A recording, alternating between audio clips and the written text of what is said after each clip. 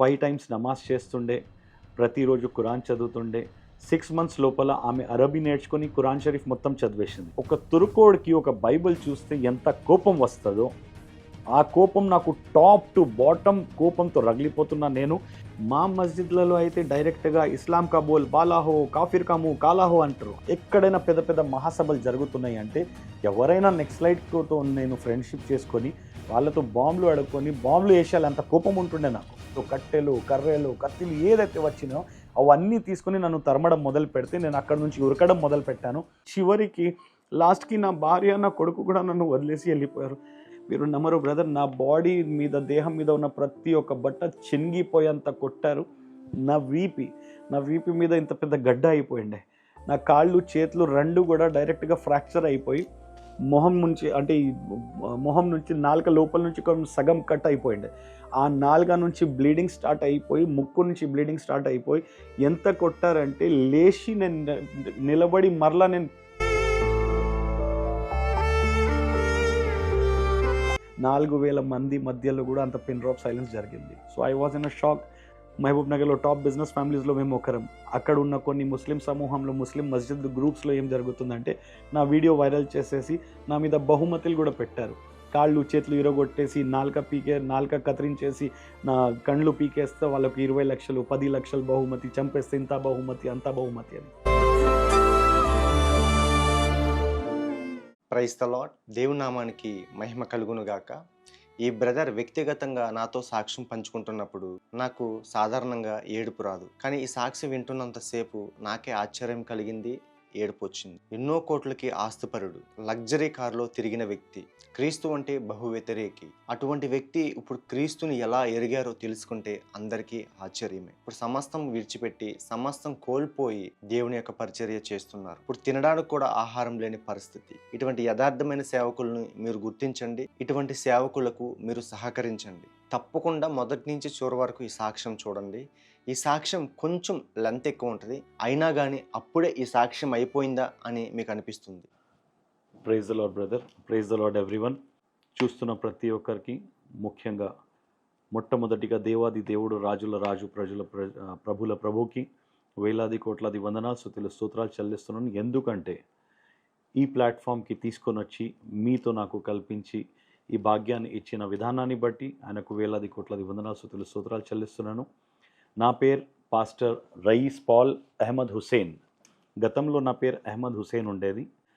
రయీస్ పక్కలో పాల్ అని పెట్టుకొని నా పేరు ఇప్పుడు రయీస్ పాల్గా వాడబడుతున్నాను. పాస్టర్ అతి త్వరలో, మ్యాక్సిమం నెక్స్ట్ మంత్లో సికింద్రాబాద్ వెస్ట్ మారేడుపల్లిలో చర్చ్ కూడా స్టార్ట్ చేయబోతున్నాను. So at that time also I will inform you, and through my YouTube channel also. నా యూట్యూబ్ ఛానల్ కూడా ఉంది. రయీస్ పాల్ అని కొడితే వస్తుంది.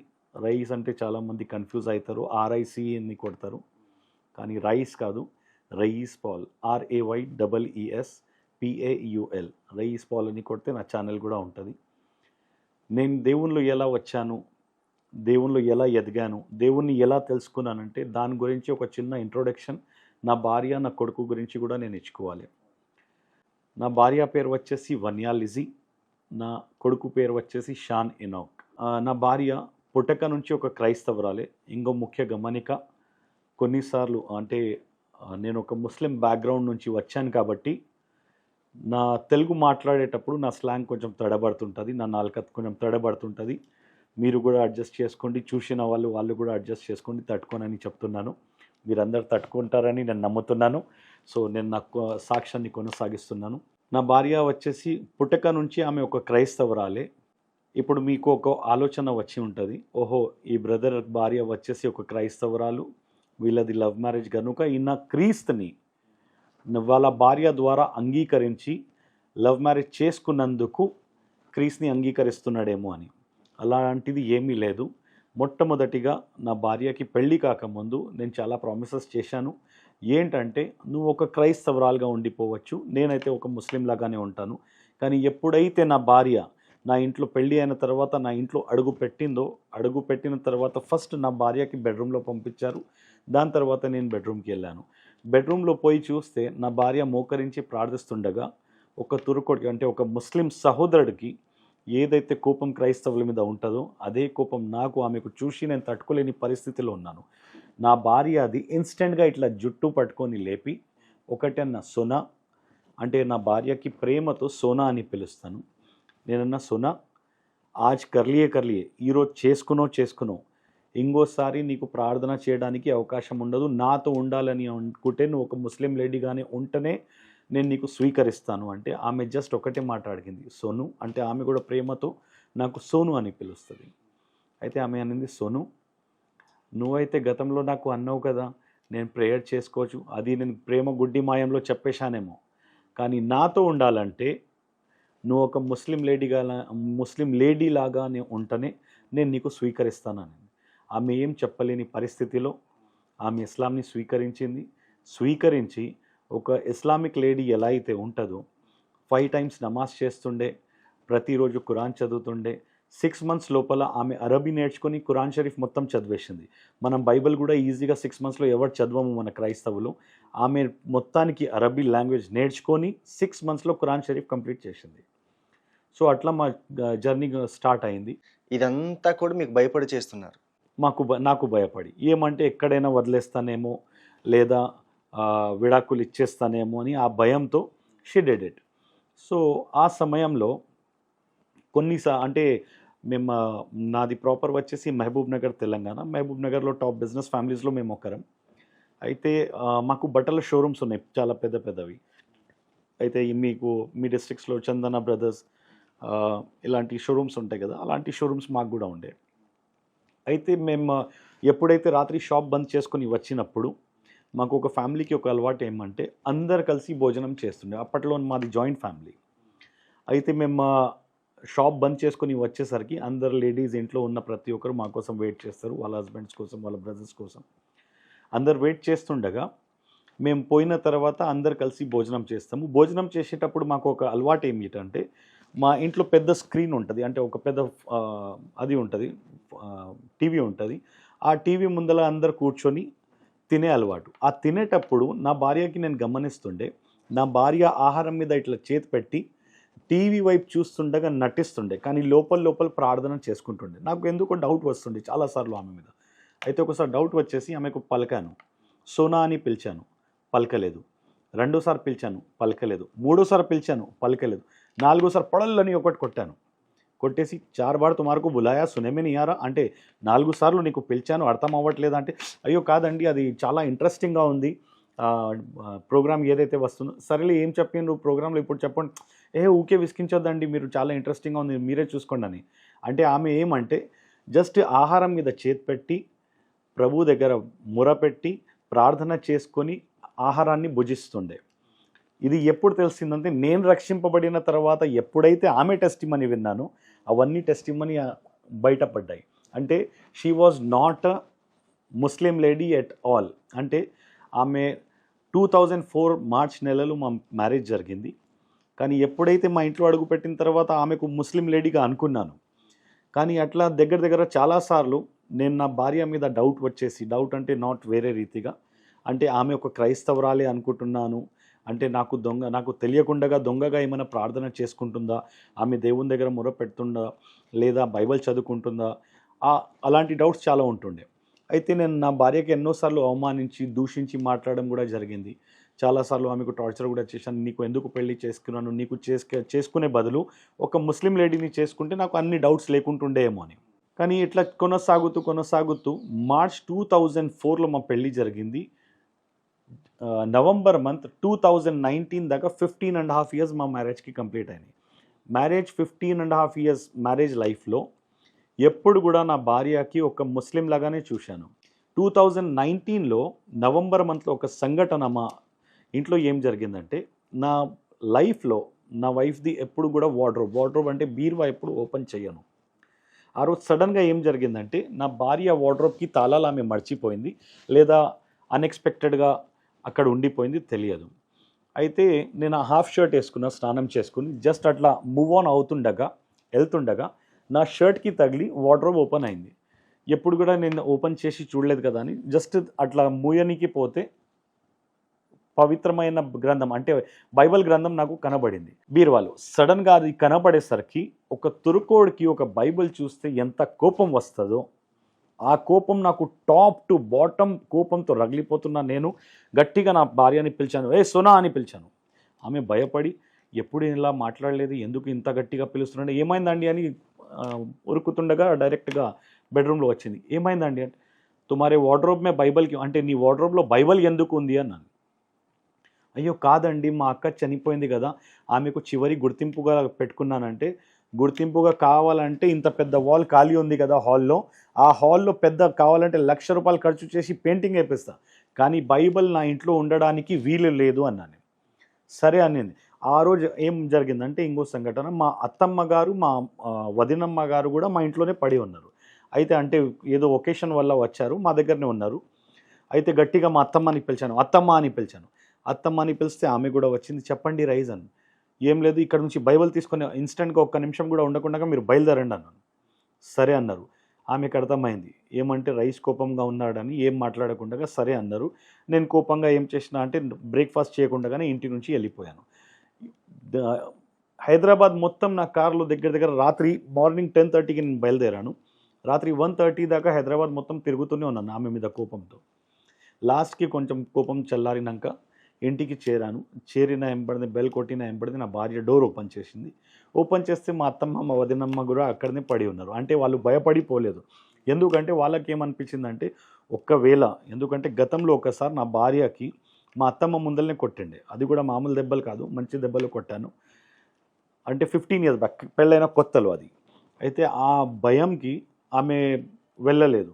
అంటే గతంలో ఎప్పుడైతే కొట్టిన తర్వాత నేను రియలైజ్ అయ్యాను, అయ్యో నా భార్యకు నేను కొట్టాను, అది కూడా మా అత్తమ్మ ముందల్నే, అంటే వాళ్ళ అమ్మ ముందర నేను కొడితే ఏం బాగుంటుంది, నేను చేసింది తప్పు అని అది రియలైజ్ అయ్యి మా అత్తమ్మ దగ్గర పోయి కూర్చొని మా అత్తమ్మకి 15 ఇయర్స్ బ్యాక్ ఒక ప్రామిస్ చేశాను. అత్తమ్మ మా అమ్మ మీద ఒట్టేసి చెప్తున్నా, ఈ రోజు నుంచి ఎప్పుడు కూడా మీ కూతురు మీద చేతెత్తను. 2004లో చేతెత్తిన నేను 2019 దాకా ఎప్పుడైతే బైబిల్ కనబడిందో అప్పటిదాకా కూడా నేను చేతెత్తలేదు. కానీ వీళ్ళు భయంతో కొడతాడేమో అని ఆ భయంతో ఉండిపోయారు. మరల దగ్గర అట్లా చూస్తూ 2 వీక్స్ గడిచిపోయినాయి. గడిచిపోయిన తర్వాత చూస్తే వాళ్ళు భయపడిపోతూనే లేరు. లాస్ట్కి నేను మా అత్తమ్మ దగ్గర కూర్చొని, అత్తమ్మ మీరు ఏం భయపడవద్దు, నేను మా అమ్మ మీద వట్టేసి చెప్తున్నాను, మీ కూతురుని కొట్టను తిట్టనంటే ఆ నమ్మదితో వాళ్ళు వెళ్ళిపోయారు. ఎందుకంటే I have promised on my mother. So ఒక నమ్మకం వచ్చింది. అట్లా వాళ్ళు వెళ్ళిపోయిన తర్వాత ఒక వారం గడిచింది. వారం గడిచిన తర్వాత డిసెంబర్ మంత్ స్టార్ట్ అయింది. డిసెంబర్ మంత్ ఎప్పుడైతే స్టార్ట్ అయిందో డిసెంబర్ 15th నుంచి 25th డిసెంబర్ దాకా నేను కర్నూలు ప్రాంతంలో నాకు ఒక షాప్ ఉండేది. ఆ షాప్ కోసం అక్కడ క్రిస్మస్ కోసం బిజినెస్ మంచిగా జరుగుతుంది కనుక ఆ క్రిస్మస్ వ్యాపారం కోసం 15th నుంచి 25th డిసెంబర్ దాకా అక్కడ కూర్చుని ఆ 10 డేస్లో ఎంత అయితే అమౌంట్ వస్తుందో కొన్ని లక్షలు వస్తుంది. ఆ అమౌంట్ తీసుకొని మళ్ళీ హైదరాబాద్ వచ్చేస్తుండే. కానీ నా భార్యకి మీద కోపం మీద ఈసారి ఏం చేసినంటే డిసెంబర్ 1st వెళ్ళిపోయాను. ప్రతి సంవత్సరం 15th డిసెంబర్కి వెళ్తుండే, ఈసారి 1st డిసెంబర్కి వెళ్ళిపోయాను. ఎందుకంటే నాకు తెలియకుండానే ఆమె బైబిల్ దాడ్చింది, అది కూడా నా ఇంట్లోనా అని. ఆ కోపంతో రగిలిపోయి నేను వెళ్ళిపోయాను. 1st డిసెంబర్ 2019 నుంచి 22nd డిసెంబర్ 2019 దాకా, అంటే ఈ 22 డేస్ గ్యాప్లో నా భార్య డైలీ దగ్గర దగ్గర ఎన్నోసార్లు నాకు ఫోన్ చేస్తుండే. ఆమెతో మాట్లాడేటప్పుడు ఆమెకు కోపపడి, ఆమెకు ద్వేషించి మాట్లాడి, దూషించి మాట్లాడి ఫోన్ కట్ చేసేస్తుండే. కానీ 22nd నాడు ఒక అబ్బాయి నా షాప్లో వచ్చేసి, అంటే ఒక కస్టమర్ లాగా నా షాప్లో వచ్చాడు. ఆయన ఒక క్రైస్తవరాలి అబ్బాయి. I think at the time inter 2nd year or degree 1st year చదువుతుంటాడు ఆ అబ్బాయి. హాయ్ అన్న, బాగున్నావా అంటే, ఇప్పుడు మీరు కూడా ఎక్కడైనా షాప్కి పోతే, మీకు తెలిసిన రెగ్యులర్ షాప్కి పోతే మీరు కూడా ఆయనకు పలుకుతారు, ఆయన కూడా మిమ్మల్ని పలుకుతాడు. ఆయన నాకు హాయ్ అన్న, బాగున్నావా అంటే, బాగున్నా బాబు, నువ్వు బాగున్నావా అంటే, బాగున్నా అన్న అన్నాడు. లోపల పోయి సడన్గా మరలా కౌంటర్ వైపు వచ్చాడు. అవునా, ఒక్కరినే కనిపిస్తున్నావు అంటే నేను షాక్ అయ్యాను. దగ్గర దగ్గర 22 వర్కర్స్ ఉన్నారు నా షాప్లో, అప్పటికి 20+ కస్టమర్స్ ఉన్నారు. నేనన్నా ఇంతమంది ఉన్నారు కదా బాబు అంటే, అట్లా కాదు అంటే, మా అక్క ఇంకా మీ బాబు రాలేదా అన్నాడు. అంటే నా భార్యకి ఎప్పుడు కూడా కర్నూలు ప్రాంతంలో నా భార్య వాళ్ళ బంధువులు చాలామంది ఉంటారు. ఆమె గతంలో అక్కడ కాలేజ్ కూడా చదివింది, స్కూల్ కూడా చదివింది కనుక ఆమె గురించి అడుగుతున్నారు. అంటే నా భార్య ఎప్పుడు కూడా హాలిడేస్ దొరికినప్పుడు, నాకు ఎప్పుడైనా నా కొడుకుకి హాలిడేస్ ఉన్నప్పుడు నా భార్య నా కొడుకుకి కర్నూలు ప్రాంతం నాతో పాటు తీసుకొని వస్తుండే, ఎందుకంటే వాళ్ళు కూడా వాళ్ళ బంధువుల దగ్గర కలుస్తారు, నాతో పాటు ఉంటే వాళ్ళు కూడా ఎంజాయ్ చేస్తారు కదా అని తీసుకొని వచ్చేస్తుండే. అయితే నా భార్య ఎప్పుడు కూడా కౌంటర్ మీద కూర్చుంటుండే. So she was the very familiar face of Kurnool. ఆ కర్నూలు ప్రాంతంలో ఫెమిలియర్ ఉండే ఆమె, అంటే ఈ సీజన్ టైంలో ఈ మేడం గారు కూర్చుంటారు అని. అయితే ఆమెకు చాలామంది క్రైస్తవులు తెలిసిన వాళ్ళు వచ్చి ఆమె మొహం కూడా చూసి పర్చేస్ చేసుకున్న వాళ్ళు ఉన్నారు, ఎందుకంటే వాళ్ళ ఫ్రెండ్ సర్కిల్లో ఉన్నారు, వాళ్ళ బంధువులు ఉన్నారు చాలామంది. అయితే ఆ అబ్బాయి వచ్చేసి అడిగేసరికి నేను అన్నా, కాదు బాబు రాలేదు, కొంచెం నా అబ్బాయిది స్కూల్స్ ఉన్నాయి కదా అంటే, సరేలేని లోపల పోయిండు. మరలా తిరిగి వచ్చిండు. అవునన్నా మీది లవ్ మ్యారేజ్ కదా, ఇంతకు మా మా అక్కకు మీరు పర్మిషన్ ఇస్తారా అంటే, డైలీ మా అక్క బైబిల్ చదువుకుంటుందా, ఆమెకు ప్రతి ఆదివారం మీరు చర్చ్కి పంపిస్తారా అంటే, ఫస్ట్ నా భార్య ఏం చేసిందంటే, ఇంట్లో బైబిల్ దొరికినందుకు నేను కోపంగా ఉన్నాను ఆమె మీద, ఈయన వచ్చేసి ఈ ప్రశ్నలు అడిగి, ఎలా అంటే ఒక అగ్నిగుండంలో కెరోసిన్ వేస్తే ఎంత మంట వస్తుందో, ఎంత అగ్ని వస్తుందో, అంతగానం నాకు ఆమె మీద కోపం ఉంటే ఈయన వచ్చి కెరోసిన్ పోసినట్టు ప్రశ్నలు అడుగుతున్నాడు. నేనన్నా, బాబు నువ్వు బట్టల కోసం వచ్చినావు, ఊకే ఇబ్బంది పెట్టడానికి వచ్చినావు అని. ఆయనకి ఏదో అర్థమైంది, మళ్ళీ లోపల పోయిండు. మరలా బయటికి వచ్చి, అవునా 2 డేస్లోనే క్రిస్మస్ ఉంది కదా, మళ్ళీ మీ కొడుకు కూడా వస్తాడేమో కదా, మీ కొడుకు ఇంకా మీ భార్య వస్తారు కదా అంటే, బాబు నువ్వు బట్టలు కొనడానికి వచ్చినావు, నాకు విసికించడానికి వచ్చినావు అంటే, ఆయనకు అర్థమైంది అన్న ఏదో కోపంలో ఉన్నాడని కామ్గా లోపల పోయిండు, బట్టలు తీసుకొని పైసలు కట్టేసి వెళ్ళిపోయాడు. ఆ అబ్బాయికి నేను ఆ అబ్బాయి అడిగిన ప్రశ్నలకి నా దగ్గర జవాబు లేక, నేను ఆయనకు జవాబు చెప్పలేక, లాస్ట్కి రాత్రి షాప్ బంద్ చేసుకుని నేను ఇంటికి అంటే రూమ్ దగ్గర పోయేసరికి అన్నం తినేసి పడుకుందామంటే నిద్ర పట్టలేదు. ఎందుకు నిద్ర పట్టలేదంటే, ద మెయిన్ రీజన్, నేను ఒక అబ్బాయి వచ్చేసి నా భార్య గురించి అంటే, మా అక్కకి మీరు పర్మిషన్ ఇస్తారా, ప్రతి ఆదివారం చర్చ్కి వెళ్తుందా, అయితే నేను ప్రతి ఒక్కటి రీకాల్ చేయడం మొదలైంది. ఏమంటే 15 ఇయర్స్ నా లైఫ్ జర్నీలో, నా భార్యతో నా మ్యారేజ్ లైఫ్ జర్నీలో, నా భార్య ఒక ముస్లిం లేడీగానే ప్రవర్తించింది, కానీ ఎప్పుడు కూడా తిరిగి ఆమె నాకు ఏది అడగలేదు, ఎందుకు నాకు ఇలా చేశారు అని అడగలేదు. నేను ఒకటే అనుకున్నా, ఈ 15 ఇయర్స్ తర్వాత సడన్గా ఒకవేళ నా భార్య అడిగింది అనుకోండి, అండి నేను 15 ఇయర్స్ నుంచి మీ దేవుణ్ణి నమ్ముకొని ఉన్నాను, అల్లాని మొహమ్మద్ ప్రవక్తని నమ్ముకొని ఉన్నాను, ఇప్పుడు 15 ఇయర్స్ గడిచిపోయింది కదా, నా కొరకు ఒక్క నెల అయినా మీరు క్రీస్తుని అంగీకరించి చూస్తారా అంటే, నేను ఆమెకు చంపేస్తా, నరికేస్తా, విడాకులు ఇచ్చేస్తా, కానీ నేను నా ఇస్లాంని వదిలేసి నేను క్రీస్తుని అంగీకరించలేను. That is final. అంటే అది నా ఫైనల్ డెసిషన్. ఎందుకంటే నేను ఒక నిష్ట కలిగిన ముస్లిం, 5 times నమాజ్ చేసేటోడిని, టైం టు టైం నమాజ్ చేసి అంటే ఏ ఒక్క నమాజ్ కూడా మిస్ చేయకుండా, ఒక్క నమాజ్ కూడా మిస్ అయితే దాని గురించి కజా కూడా చేస్తారు. కజా అంటే లేట్గా చదివితే దాన్ని కజా అంటారు. ఇప్పుడు ఫజర్ది టైం ఉంది అంటే మార్నింగ్ 5 o'clock నమాజ్ ఉంటుంది, ఆ టైంకి చేయకుంటే ఒకవేళ దాని తర్వాత చేస్తే దాన్ని కజా అంటారు. అయితే ఏ ఒక్క నమాజ్ కూడా నేను మిస్ చేయకుండా ఒక నిష్ట కలిగిన ముస్లిం లాగా నేను ఉన్నాను. అయితే నేను అనుకున్నా, ఒకవేళ నా భార్య నాకు తిరిగి అడిగింది అనుకోండి, నేనైతే ముస్లింగానే ఉంటా కానీ ఆమెకు వదిలేస్తాను. కానీ నేనేం చేశాను, నా భార్యకి ప్రేమించి నేను పెళ్లి చేసుకునక ముందు నేను నా భార్యకు ప్రామిసెస్ చేశాను, నువ్వు ఒక క్రైస్తవురాలుగా ఉండిపోవచ్చు. అయితే లోపల నుంచి ఆ ప్రశ్నలు రగలడం నాకు మొదలైనవి. అంటే నా భార్యకి ఒక న్యాయం, నాకు ఒక న్యాయమా, నేను చేస్తుంది తప్పు అని ఎప్పుడు రియలైజ్ అయ్యాను, 2004లో నా మ్యారేజ్ అయితే 2019 నవంబర్ మంత్లో నేను రియలైజ్ అయ్యాను, డిసెంబర్ మంత్లో సారీ. అంటే ఆ అబ్బాయి అడిగిన ప్రశ్నలకి నా దగ్గర జవాబు లేక, అంటే నా భార్యకు నేను అంటే వాళ్ళ దేవుణ్ణి స్తుతించొద్దు, ఆరాధించొద్దు అని అన్నీ చెప్పాను. చెప్పిన తర్వాత నేను ఏదైతే చెప్పానో ప్రతి ఒక్కటి వింటుంది కదా అని అది రియలైజ్ అయిపోయి నేను అనుకున్నాను, నా దేవుడికి నేను ఎలా అయితే నేను నమ్మేసి ఉన్నానో, నా భార్య కూడా తన దేవునికి నమ్మేసి ఉంది, కానీ నేను ఆమెకు చేస్తుంది ఫోర్సింగ్ ప్రెషర్ నాకు అర్థమైందని నేను అనుకుంటా. మార్నింగ్ 23rd మార్నింగ్ 6:30 or 7:30కి నాకు నిద్ర పట్టింది. మరలా మార్నింగ్ 10:30కి లేసాను. లేచిన వెంబడిని చూస్తే నా భార్యవి 2 మిస్ కాల్స్ ఉన్నాయి. ఆ మిస్ కాల్స్ని చూసి ఈ 22 days జర్నీలో నా భార్యది మిస్ కాల్ పడితే కూడా ఎప్పుడు కాల్ చేయలేదు, కానీ ఈ మిస్ కాల్ చూసి 23rd నాడు నా భార్యకి కాల్ బ్యాక్ చేస్తే నా భార్య సంతోషంగా, అండి మీరు నన్ను ఫోన్ చేశారా ఇన్ని రోజుల తర్వాత అంటే, అవును సోనా నేనే నీకు ఫోన్ చేశాను, ఒక పని చేయి, ఈరోజు షాన్ది స్కూల్ అయిపోయిన వెంబడనే షాన్కి తీసుకొని కర్నూలు ప్రాంతంకి వచ్చేసాయి, లేదు కార్ పంపమంటే నేను ఇక్కడ నుంచి కార్ పంపించేస్తాను డ్రైవర్కి. అండి ఏం వద్దండి నేనే వచ్చేస్తా షాన్ని తీసుకొని అని ఆమె సంతోషంతో పొంగిపోయి 4 o'clock యాక్చువల్గా స్కూల్ వదులుతారు, ఇంటి దాకా వచ్చేసరికి 5:30 అవుతుంది. వాళ్ళు బయలుదేరేసరికి 6:30, 7 అవుతుంది. చేరేసరికి నియర్లీ రాత్రి 11 అవుతుంది. ఆమె ఆ ఆలోచన పెట్టుకొని ఏం చేసిందంటే, అబ్బా! పోతే పోనీ, ఒక దినం స్కూల్ పోతే పోనీ ఏం కాదు అని హాఫ్ డే నుంచి నా కొడుకుకి స్కూల్ నుంచి తీసుకొని వచ్చి సంతోషంతో హైదరాబాద్ నుంచి కర్నూలు ప్రాంతంకి వచ్చేసింది. ఈవినింగ్ 7:45 నియర్లీ నా షాప్ దగ్గర వచ్చి నిలబడితే, నా షాప్ పైననే ఒక లాడ్జ్ ఉండేది. ఆ లాడ్జ్‌ది తాళాలు తీసుకొని ఆమెకి ఇచ్చేసి నేను ఒకటే అన్నా, సోనా జల్దీ మీరు రెడీ అయిపోయి మీరు కిందికి రండి, మీకు ఒక సర్ప్రైజ్ ఉందన్నాను. అయితే సర్ప్రైజ్ అంటే ఆమె ఏమో అనుకునిందంటే, ఎప్పుడైనా మంచి సీజన్ జరిగితే ఏదైనా గోల్డ్ ఆర్నమెంట్ లేదంటే ఎక్కడైనా ప్లాట్ కొనింటాడు, ఆ ఆలోచనలో ఉన్నారు. కానీ ఆమెకు ఏం సర్ప్రైజ్ ఇవ్వబోతున్నా ఆమెకు తెలియదు. వాళ్ళు రెడీ అయిపోయి కిందికి వచ్చారు. నా షాప్ కౌంటర్ తాళాలు నా పిల్లలకి, షాప్ పిల్లలకి ఇచ్చేసి నేనన్నా, బాబు ఎంత అమౌంట్ ఉంది, నేను రాత్రి వచ్చేదాకా మీరు చూసుకోండి, నేను అక్కకి కొంచెం బయట తీసుకొని పోతున్నా అని. ఆమెకు ఏం చేసినా అంటే, కర్నూలు ప్రాంతంలో ఒక కోల్స్ చర్చ్ అని పెద్ద చర్చ్ ఉంది. అయితే నా భార్య ఒక చిన్న ఉన్నప్పుడు అక్కడ పాటలు పాడేదానిది. కొన్నిసార్లు అక్కడ ఫ్రెండ్ సర్కిల్‌లో చాలామంది ఉన్నారు ఆమెకు. సో నేనేం చేసినా అంటే కోల్స్ చర్చ్ వైపు తీసుకొని పోయాను. కోల్స్ చర్చ్ వైపు తీసుకుపోతుండగా చాలా సంతోషంగా ఉంది. ఎప్పుడైతే చర్చ్ గేట్ ఎంటర్ అయినామో, చర్చ్ గేట్ ఎంటర్ అయిన ఎంబడనే ఆమె బాడీ వణకడం స్టార్ట్ అయింది. ఏంటండి ఇక్కడ మా బంధువులు ఉంటారా అని మీరు డైరెక్ట్‌గా మాకు హైదరాబాద్ నుంచి కర్నూలుకి పిలిపించి, వాళ్ళ ముందల మాకు అవమానించడానికి, వాళ్ళ ముందల మాకు తిట్టడానికి ఇక్కడ దాకా పిలిపించినావా నువ్వు? ఎందుకు సో నువ్వు అలా చేస్తున్నావు? అక్కడ షాప్‌లో చాలా గిరాకుంది, పద పద అంటే, నేను ఒకటేనా, ఫస్ట్ నువ్వు దిగు అన్నాను. కాదు నేను దిగను, నువ్వు పద పద అంటే, నేను ఫస్ట్ దిగు అన్నా, దిగలే.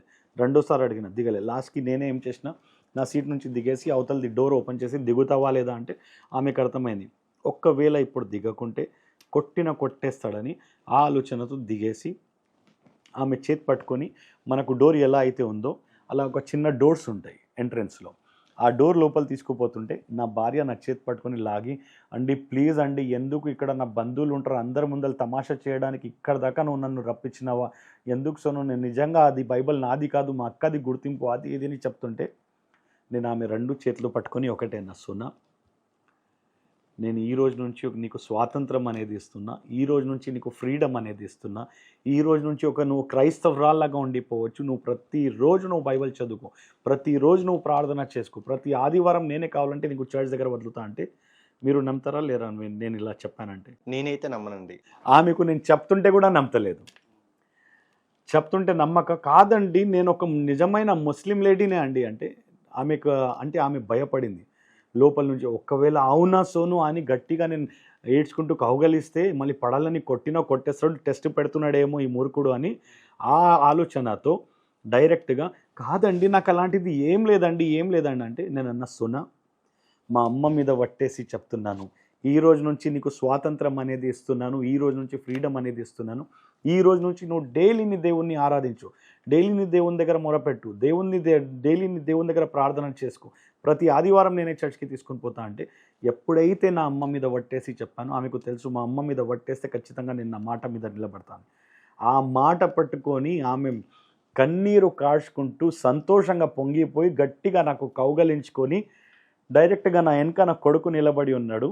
నా కొడుకు నిలబడి ఉండి డైరెక్ట్గా వాళ్ళిద్దరు సైగల్ లాంగ్వేజ్లో మాట్లాడుకుంటే, ఎప్పుడు కూడా మేము కార్లో కూడా పోతుంటే, అంబులెన్స్ ఎక్కడైనా మా దగ్గర నుంచి అంబులెన్స్ మా వైపు నుంచి పోతుంటే, నా భార్య ఏమో షా అని అంటే, నా కొడుకు మమ్మ అని అంటే, ఇద్దరు కళ్ళు మూసుకుంటారు. కళ్ళు మూసుకొని డైరెక్ట్గా చిన్న లోపలగా ప్రార్థన చేసుకుంటుండే. అది నేను రక్షింపబడిన తర్వాత ఈ టెస్టిమనీస్ బయటపడ్డాయి. అంటే వాళ్ళు సైగల్ లాంగ్వేజ్లో మాట్లాడుకుంటూ నాకు తెలియకుండా వాళ్ళు దేవుణ్ణి ఆరాధిస్తుండే. అయితే ఇక్కడ ఏం చేసిన అంటే, నా కొడుకు వెనక నిలబడి, మమ్మ కాంగ్రాచ్యులేషన్స్ మమ్మ, dad has given you permission మమ్మ అంటే, నా భార్య అంటుంది, కానీ నీకు ఇస్తలేడు కదా అంటే, ఆయన సైకిల్లో అంటుండే, దేవుడు నీకు ఇప్పించినాడు కదా, అదే రీతిగా నాకు కూడా దేవుడు ఇప్పిస్తాడు, డోంట్ టేక్ టెన్షన్ అంటున్నాడు. అయితే నాకు ఎందుకో డౌట్ వచ్చి నా భార్య కన్నా, సోనా ఇప్పుడే చెప్పేస్తున్నా, నీకు మాత్రం పర్మిషన్ ఇస్తున్నా, నా కొడుకుకి నువ్వు క్రైస్తవ మతంలో లాగొద్దు అన్నాను. అంటే నా కొడుకు ఒక నిష్ట కలిగిన ముస్లిం, ఆయనకు ఎప్పుడు కూడా నువ్వు చర్చ్కి రా బేటా, అది బేటా ఇది బేటా అంటే బాగుండదు అంటే, నేను ఎందుకు చేస్తా అండి అలాంటిది ఏం లేదని మేము లోపల పోయాము. లోపల పోతే అక్కడ వాళ్ళ బంధువులు, కజిన్ ఉన్నారు. ఆయన చర్చ్ది డెకరేషన్ చేస్తున్నాడు. సడన్గా మమ్మల్ని చూసి హాయ్ రైస్ బాయ్ నువ్వు ఇక్కడ అంటే నా భార్య అంటుంది, వినయ్ ఈ రోజు నుంచి నా భర్త నాకు పర్మిషన్ ఇచ్చిండు, నేను స్వాతంత్రాన్ని ఇచ్చిండు, నేను నా దేవుణ్ణి ఆరాధించుకోవచ్చు అంటే ఆయన షాక్ అయ్యి అవునా నిజమా రైస్ బాయ్ అని ఆయన వచ్చి కౌగలించుకున్నాడు. కౌగలిస్తే నేను లోపల అనుకున్నా, నా భార్య కౌగలిస్తే ఒక మాట నువ్వు ఎందుకురా భయ్ అనుకున్నా. అంటే అప్పట్లో అనుకున్నా, ఎందుకంటే నేను ఎంత చేసినా మేము ముస్లిమ్స్ కనుక క్రైస్తవులు అంటే మాకు అప్పట్లో అంత ఇష్టం ఉండదు. సో ఆ థాట్లో నేనున్నాను. ఆయన చాలా మంచి మనిషి, he is a very best guy. ఆయనతో మాట్లాడుతుండగా చర్చ్లో వాళ్ళు పని చేస్తుండగా జస్ట్ సెల్లో టేప్ తీసి వాళ్ళకి ఇస్తున్న చేతికి. నెక్స్ట్ డే అంటే ఆ రోజు రాత్రి మరలా షాప్ దగ్గర పోయాము ముగించుకొని. షాప్ దగ్గర పోతే దగ్గర రాత్రి 2 ఏమో అవుతుంది, 2:30 ఐ థింక్ సో. పోయి చూస్తే దగ్గర 2,72,000ది కౌంటర్ అయింది 23rd డిసెంబర్ నాడే. అంటే ఒక్క దినంది కౌంటర్ ఎప్పుడు కూడా హైయెస్ట్ కౌంటర్ మాకు 2.5 దాకా ఎప్పుడు ఎక్కువ పోలేదు. అంటే 2,50,000 అంటే నా సొంత షాప్స్ పెట్టినప్పటి నుంచి. వేరే మాది పాత షాప్స్ మహబూబ్ నగర్లో ఉన్నప్పుడు 10 లక్షలు 20 లక్షల కౌంటర్స్ కూడా చూసాము. కానీ నేను సొంతంగా చిన్న ఏదైతే షోరూమ్స్ పెట్టుకున్నానో ఆ highest counter 2,50,000 the highest counter. కానీ ఈరోజు ఏం చూశానంటే 23rd డిసెంబర్ నాడు 2,72,000 దాటింది. దాటినా ఎంబడింది. నేను నా దేవునికి చూసి నేను ఆశ్చర్యపోయి నేను అనుకుంటున్నా, అయ్యల్లా నేను నా బీవీకి కుష్ పెడితే అంటే నా భార్యకి నేను కుష్ పెడితే నువ్వు నాకు కుష్ పెడుతున్నావు అంటే ఈరోజు 24th డిసెంబర్ కూడా కాదు, 24th డిసెంబరే మ్యాక్సిమం 2.5 రీచ్ అవుతాము. కానీ 23rd 2.7 అంటే నియర్లీ రేపు మేము 3కి దగ్గర ఉంటామేమో అనుకున్నాం.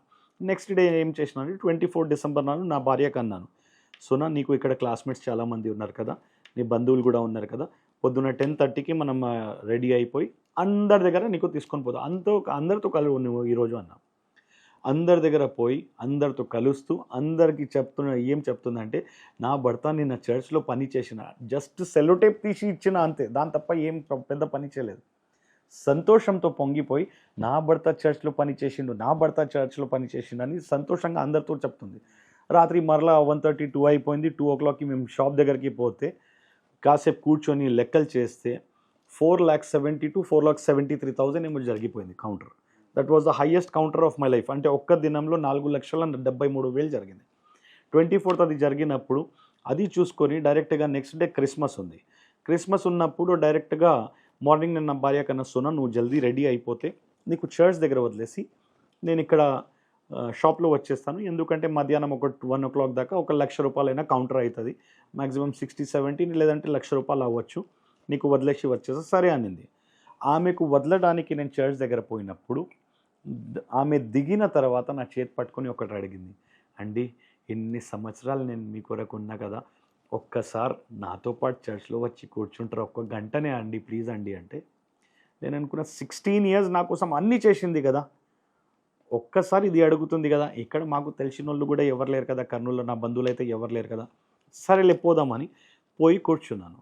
పోయి కూర్చుంటే వాక్యం వింటుండగా మీరు నమ్మరు బ్రదర్, ప్రతి ఒక్క మాట అంటే దేవుని గురించి ఎప్పుడైతే ఆయన చెప్పడం మొదలు పెట్టారు, ఆయన పుటక గురించి, ఆ రోజు క్రిస్మస్ అంటే దేవుని పుటక గురించి మాట్లాడతారు, ఆయన పుటక గురించి మాట్లాడుతుంటే డైరెక్ట్గా ఎలా అనిపిస్తుందంటే దేవుడే నాతో మాట్లాడుతున్నట్టు అనిపించింది. ప్రతి ఒక్క వాక్య ప్రతి ఒక్క వచనం ఆయన తీసి చూపిస్తుండగా కొన్ని అర్థం కాక నా భార్యని పక్క నుంచి అడుగుతున్నా, అంటే టోటల్గా అప్పుడు అంత స్పష్టంగా ఇప్పుడైనా కొంచెం స్పష్టంగా మాట్లాడగలుగుతున్నాను, అప్పుడు అర్థం కూడా కొన్ని విషయాలు కాకుంటుండే. అయితే నా భార్యకు గుచ్చి అడిగితే ఆమె అన్నీ చెప్తుంది. అట్లా అయిపోయింది. చర్చ్ అయిపోయిన తర్వాత షాప్కి వెళ్ళాము, 1,00,000 ఏమో కౌంటర్ అయింది. అది తీసుకొని మొత్తం కొన్ని లక్షలు నా జోబులో వేసుకొని హైదరాబాద్ కోసం బయలుదేరాము. 31st డిసెంబర్ నాడు మళ్ళీ మేము సంతోష్ నగర్ బ్యాప్టిస్ట్ చర్చ్లో హైదరాబాద్లో మా భార్య వాళ్ళ బంధువులు అక్కడ చర్చ్ మెంబర్స్గా ఉన్నారు. మా భార్య వాళ్ళ బంధువులు నా భార్యకి అన్నారు, సో చిన్న ఒక పంచే నువ్వు ఈరోజు మా దగ్గర వచ్చేస్తే మా చర్చ్కి వచ్చేసి ఇక్కడ మేము కూడా ఉంటాం కదా, నీకు కంపెనీ ఉంటుంది అంటే సరే అక్క అని మేము అక్కడ పోయినాం. అయితే నేను ఒకటేనా, సోనా నేనైతే నువ్వు పోయి చర్చ్లో కూర్చో ఏమైనా చేసుకో, కానీ నేనైతే నీకు వదిలేసి వెళ్ళిపోతా అక్కడ నుంచి, మళ్ళీ ఎమోషనల్గా నాకు బ్లాక్మెయిల్ చేయకూడదు, అండి ప్లీజ్ అండి రండి అని చెప్పకూడదు నాకు అంటే, అయ్యో ఏం చెప్పానండి అని. అక్కడ పోయిన తర్వాత చర్చ్ దగ్గర దిగుతుంది, అండి ప్లీజ్ అండి జస్ట్ ఇట్లా చిన్న మొహం పెట్టుకుని అండి ప్లీజ్ అండి అంటే, ఆమె ఆ మొహం పెట్టుకుంటే నేను ఏది చెప్పుకోలేని పరిస్థితిలో, ఎందుకంటే 15.5 years she beared me, she did everything. ఆమె నా కోసం అన్నీ చేసినప్పుడు ఈ చిన్న విషయాలు నేను చేయలేనా అని పోయి కూర్చున్నాను. చర్చ్లో కూర్చుంటే నేనేం చేసిన అంటే అక్కడ మెసేజ్ స్టార్ట్ అయింది. మెసేజ్ స్టార్ట్ అయిన వెంబడినే ఫోన్ తీసుకొని 2 హెడ్సెట్లు చెవులో పెట్టుకొని అల్లు అర్జున్‌ది ఒక మూవీ పెట్టుకొని చూస్తున్నాను మెల్లగా. ఆమెకు కనబడకుండగా ఇట్లా పెట్టుకున్నాను. పెట్టుకుంటే నా భార్య వాక్యం వింటుండగా సడన్‌గా నా వైపు చూసింది. ఈయన ఏం చూస్తున్నాడు ఇంతకు అని. సడన్‌గా నా చేతి పట్టుకొని ఇట్లా తిప్పింది. ఒక స్టన్నింగ్ లుక్ ఇచ్చింది. ఇచ్చేసి ఏం చెప్పలేదు. అంటే కోపపడితే ఏమన్నా చేస్తాడా ఆయన అని. డైరెక్ట్‌గా ఒక చెవు నుంచి హెడ్సెట్ తీసేసి, "అండి ఒకటి అడగవచ్చా మిమ్మల్ని?" "ఆ! చెప్పుమా" అన్నాను. "ఏం లేదండి. అంటే మీరు నమాజ్ పోయేటప్పుడు మస్జిద్‌లో నమాజ్ పోయేటప్పుడు మీరు నమాజ్ చేసేటప్పుడు ఇట్లా మూవీస్ చూసుకుంటారా?" అంటే అప్పుడు అనుకున్నా, అబ్బా! కొట్టిందిరా దెబ్బ ఈమె అనుకోని కామ్‌గా 2 హెడ్సెట్ తీసేసి ఎయిర్‌ప్లేన్ మోడ్‌లో పెట్టేసి వాక్యం వింటున్నా. వాక్యం వింటుండగా మీరు నమ్ముతారో నమ్మరో ప్రతి ఒక్క మాట సూటుగా డైరెక్ట్‌గా దేవుడే నాతో మాట్లాడుతున్నట్టే అనిపిస్తుంది. అవి అయిపోయిన తర్వాత క్రిస్మస్ టైంకి కూడా మెసేజెస్ అయిపోయిన తర్వాత వాళ్ళు ప్రార్థన మొదలుపెట్టారు. ప్రార్థన ఎప్పుడైతే మొదలుపెట్టారో మొట్టమొదటిగా ఎవరి కోసం ప్రార్థించారంటే సంఘం కోసం ప్రార్థించారు. సంఘం తర్వాత ఊర్లో ఉన్న సంఘాల కోసం ప్రార్థించారు. భారతదేశంలో ఉన్న అన్ని సంఘాల కోసం ప్రార్థించారు. మళ్ళీ మన 2 రాష్ట్రాల కోసం ప్రార్థించారు. మళ్ళీ అన్ని స్టేట్స్ కోసం ప్రార్థించారు. లాస్ట్‌కి చివరికి భారతదేశం కోసం ప్రార్థించి ప్రపంచం మొత్తంలో ఉన్న అన్ని సంఘాల కొరకు, అన్ని క్రైస్తవుల కొరకు, అన్య మతాల కొరకు ప్రతి ఒక్కరు రక్షింపబడాలని ప్రతి ఒక్కరి కోసం ప్రార్థన చేస్తుంటే I was in a literal shock. నేను అనుకున్నాను మా మస్జిద్లలో అయితే డైరెక్ట్‌గా ఇస్లాం కా బోల్ బాలాహో, కాఫిర్ కా ముహ్ కాలాహో అంటారు. అంటే ఇస్లామే అన్నిటికన్నా మంచి మతం, ఇస్లాం కన్నా ఏ మతం మంచిది లేదు. అంటే ఎవరైతే దీన్ని నమ్మరో వాళ్ళు తెలుగులో ఆ వర్డ్ కూడా వస్తలేదు కాఫిర్ కా ముహ్ కాలాహో అంటే. ఇంకోటి దాని తర్వాత నేను అనుకున్నా మా మస్జిద్‌లో ఇట్లా మాట్లాడతారు, ఇక్కడ చూస్తే ఇంత మంచిగా వీళ్ళు ప్రవర్తిస్తారా? అంటే క్రైస్తవుల మీద దానికన్నా ముందు ఎలా అభిప్రాయం ఉండే అంటే ఎక్కడైనా పెద్ద పెద్ద మహాసభలు జరుగుతున్నాయి అంటే ఎవరైనా నెక్స్ట్‌లైట్‌తో నేను ఫ్రెండ్‌షిప్ చేసుకొని వాళ్ళతో బాంబులు అడుక్కొని బాంబులు ఏసేయాలి అంత కోపం ఉంటుండే నాకు. క్రైస్తవులంటే క్రైస్తవ సభ అంటే. కానీ ఎప్పుడైతే ఈ ప్రార్థన విన్నానో నా అభిప్రాయమే మారిపోయింది. క్రైస్తవులు ఇంత మంచోళ్ళు, అందరూ మంచి కోరుకుంటున్నారు. మేము వాళ్ళ కోసం చెడు కోరుకుంటున్నామా? మాకే నా మీద సిగ్గు అనిపించింది. అనిపించిన తర్వాత 31st నాడు కూడా ఇట్లానే జరుగుతుంది. 31st నాడు లాస్ట్‌కి మేము చర్చ్ నుంచి బయట వస్తుండగా మా భార్య వాళ్ళ బంధువులు వాళ్ళు ఏమన్నారంటే, "బ్రదర్ మీరు ఫస్ట్ వీక్‌లో మా ఇంటికి భోజనంకి రావాలి, డిన్నర్‌కి రావాలంటే" సరే అన్నా అన్నాను. సరే అని జనవరి ఫస్ట్ వీక్‌లో మేము వాళ్ళ దగ్గర పోయాము. పోయిన తర్వాత జస్ట్ ఇప్పుడు నేను ఎలా అయితే కూర్చొని ఉన్నానో అట్లానే నేను కూర్చున్న చోటు అన్నం తినేసి కూర్చున్నాను. సోఫా మీద కూర్చొని ఉన్నాను. సోఫా ఎదురుగానే షెల్ఫ్స్ ఉన్నాయి. ఆ షెల్ఫ్‌లో హిందీలో పవిత్ర బైబిల్ అని రాయబడి ఉంది. బైబిల్ మీద హిందీ బైబిల్ ఉండే అది. పవిత్ర బైబిల్ అని రాయబడి ఉంది. నేను ఎంత వద్దనుకుంటే మరలా నా చూపు బైబిల్ వైపే వెళ్తుంది. ఇదేంటబ్బా నా చూపు బైబిల్ వైపు ఎందుకు వెళ్తుందని నేను అనుకున్నా. ఓహో! నా దేవుడు అల్లా దేవుడు అంటున్నాడు. వీళ్ళు రక్షణలో లేరు. అంటే వీళ్ళు ఇస్లాం మతంలో లేరు. వీళ్ళకు మొహమ్మద్ ప్రవక్త గురించి తెలియదు. అల్లా గురించి తెలియదు గనుక వీళ్ళని అల్లా ఇంకా మొహమ్మద్ గురించి చెప్పేసి ఇస్లాంలో తీసుకురామని దేవుడు అంటున్నాడేమో అని నేను ఎవరైతే నాకు పిలిచారో డేవిడ్ బావ, నూరక్క అంటే నా భార్య వాళ్ళ బంధువులు వాళ్ళకు గెలకడం మొదలుపెట్టాను. నేనన్నా బావ మీకు మాకు పెద్ద తేడా అనేది ఏమీ లేదు అంటే దేని గురించి రైస్ అన్నాడు. కాదు బావ మీరు అబ్రహాం అంటారు మేము ఇబ్రాహీం అంటాము. మీరు మోజెస్ అంటారు మేము మూసా అంటాము. మీరు జీసస్ అంటారు మేము ఈసా అంటాము. మీరు మొహమ్మద్ అనరు మేము మొహమ్మద్ అంటాము. మీరు ఇప్పటిదాకా అదే ల్యాండ్ ఫోన్ దగ్గర ఆగిపోయారు. మేము పేజర్ దాటేసి కీప్యాడ్ ఫోన్ దాటేసి డైరెక్ట్గా స్మార్ట్ ఫోన్ దాకా మేము అప్డేట్ అయిపోయాము. కానీ మీరు ఇంకా అక్కడనే ఏమంటారు కీప్యాడ్ అది ల్యాండ్ ఫోన్ దగ్గరనే ఆగిపోయారంటే ఒక నిజమైన క్రైస్తవుడు ఇలాంటి రెచ్చగొట్టిన మాటలు మాట్లాడితే నెమ్మదిగా ప్రశాంతంగా మెల్లగా మాట్లాడడం స్టార్ట్ చేస్తారు. ఆయన కూడా ఒక మెల్ల చిరునవ్వు ఇచ్చేసి అవును రైజ్ నేను ఒక్కటి అడగవచ్చా అంటే చాలా విషయాలు జరిగినాయి. కానీ దాని లోపలనే నా భార్య లోపల నుంచి అక్క అంటే ఫస్ట్ అయితే ఈయన అడగడం స్టార్ట్ చేసినాం. నేను ఈయనకు అడగడం మొదలు పెడితే లాస్ట్కి చివరికి ఒక మాట అన్నాడు. నేను ఒకటి అడగవచ్చా అంటే నేను అన్న అబ్బా లోపల నుంచి అనుకున్నా ఇప్పుడైనా అడుగుతున్నాడేమో, ఇప్పుడు సరేలే ఈయనకు సమాధానం ఇచ్చేసి మనం కూడా ఈయనకు ఇస్లాంలో తీసుకొని రావాలని నేను ఆలోచిస్తుండగా ఆయన అన్నాడు, రైజ్ నీకు యేసుక్రీస్తు గురించి ఏం తెలుసు రైజ్ అన్నాడు. మా ఖురాన్ గ్రంథం ఏదైతే యేసుక్రీస్తు గురించి బోధిస్తుందో అవన్నీ విషయాలు ఈయనకు చెప్పాను. సో ఆయన ఏం చేసిందంటే యేసు క్రీస్తు గురించి ఆయన పుట్టక నుంచి మరణం దాకా, మరణం నుంచి పునరుద్ధానుడు అయ్యేదాకా అన్ని విషయాలు వాక్యం ద్వారా తీసి మాట్లాడడం జరిగింది. అయితే ఈయన ఏమన్నాడంటే మీ మొహమ్మద్ ప్రవక్త నేను అన్నాను మీ బైబిల్ గ్రంథంలో కూడా మా మొహమ్మద్ ప్రవక్త గురించి రాయబడి ఉంది కదా అంటే ఆయన ఒకటే అన్నాడు, బ్రదర్ మీ మొహమ్మద్ ప్రవక్త గురించి ఎక్కడ రాయబడి లేదు.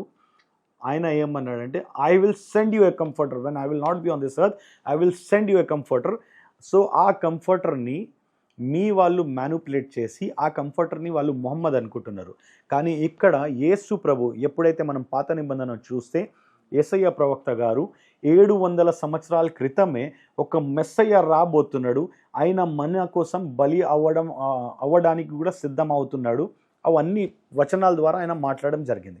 ఆయన ఎప్పుడైతే మాట్లాడిన తర్వాత ఒకటి ఎప్పుడైతే ఈయన మాట్లాడడం మొదలుపెట్టినో నా భార్య లోపల నుంచి భయపడి, అక్క ఎట్టనో నా భర్త ఇప్పుడు నాకు పర్మిషన్ ఇచ్చిండు, బావ ఏమో ఈయనకు గుచ్చి మాట్లాడితే మరలా నాకు అంటాడు, సో నా పర్మిషన్ ఇది క్యాన్సల్, నువ్వు మరలా ఇస్లాంలో వచ్చేసి ఆయనకు ఆపు అక్క నువ్వు బావా కంటే నువ్వు రెక్క బయటికి వచ్చి అండి ఏంటండి 10:30 అవుతుంది ఊకే ఆయనకు విసిగిస్తున్నాడు ఏంటంటే నేను ఒకటి అక్కక ఆయన ఏం విసిగిస్తలేడు, నేనే కావాలని గుచ్చి అడుగుతున్నాను, కూర్చోండి అక్క ఒక్క నిమిషం నాకు మాట్లాడినివ్వండి అంటే ఆమె షాక్ అయింది. అప్పట్లోనే ఇంకో ఫ్యామిలీ వచ్చింది, ఒక మంచి బిలీవర్ మాకు ఫ్యామిలీ ఫ్రెండ్ ఆయన సుమన్ అన్న అండ్ ఈవా బాబీ వాళ్ళ వైఫ్, వాళ్ళు కూడా వచ్చారు. ఫస్ట్ ఒకరు స్టార్ట్ అయ్యారు, మరలా వాళ్ళతో పాటు డేవిడ్ బాబుతో పాటు వాళ్ళ భార్య స్టార్ట్ అయినరు.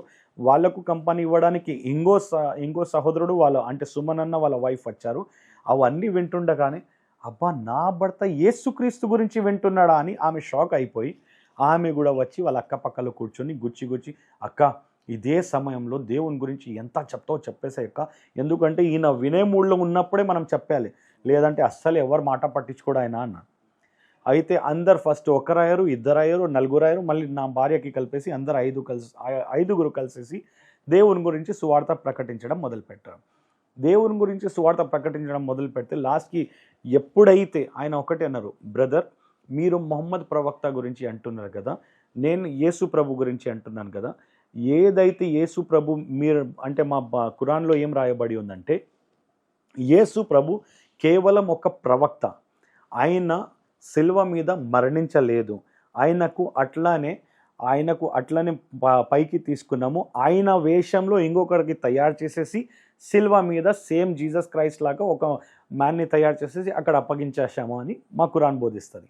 బోధించేటప్పుడు ఆయన ఒక ప్రశ్న అడిగాడు డేవిడ్ బాబా, అయితే ఒక మాట చెప్తున్నారు, మా బైబిల్ బోధిస్తుంది మా యేసుక్రీస్తు సిల్వ మీద మరణించి ఆయన ఏదైతే 7 మాటలు పలికారో దాని గురించి కూడా చూపించారు. మళ్ళీ ఏదైతే పలికిన తర్వాత మీ వాళ్ళు ఎలా చెప్తారు సిల్వ మీద ప్రాణం త్యాగం చేయలేదని మా ఖురాన్ బోధిస్తుంది కదా బాబా అంటే మీ దేవుడు ద్రోహం చేసే దేవుడా అంటే అందరికీ జస్ట్ చూపిస్తున్నాడు యేసుక్రీస్తుకి బలి ఇస్తున్నామని, కానీ ఆయన వేషంలో వేరే అతనికి తయారు చేసి పంపిస్తున్నా అంటే అది ద్రోహమే అయింది కదా రైజ్ అంటే అక్కడ నాకు స్ట్రైక్ అయింది, అవు కదా ఇది ద్రోహం అవుతుంది కదా, మళ్ళీ అలా చేస్తే మీరు జనాల్ని మోసం చేస్తున్నాడు దేవుడు. మళ్ళీ అక్కడ నుంచి నా థాట్ మారడం స్టార్ట్ అయింది.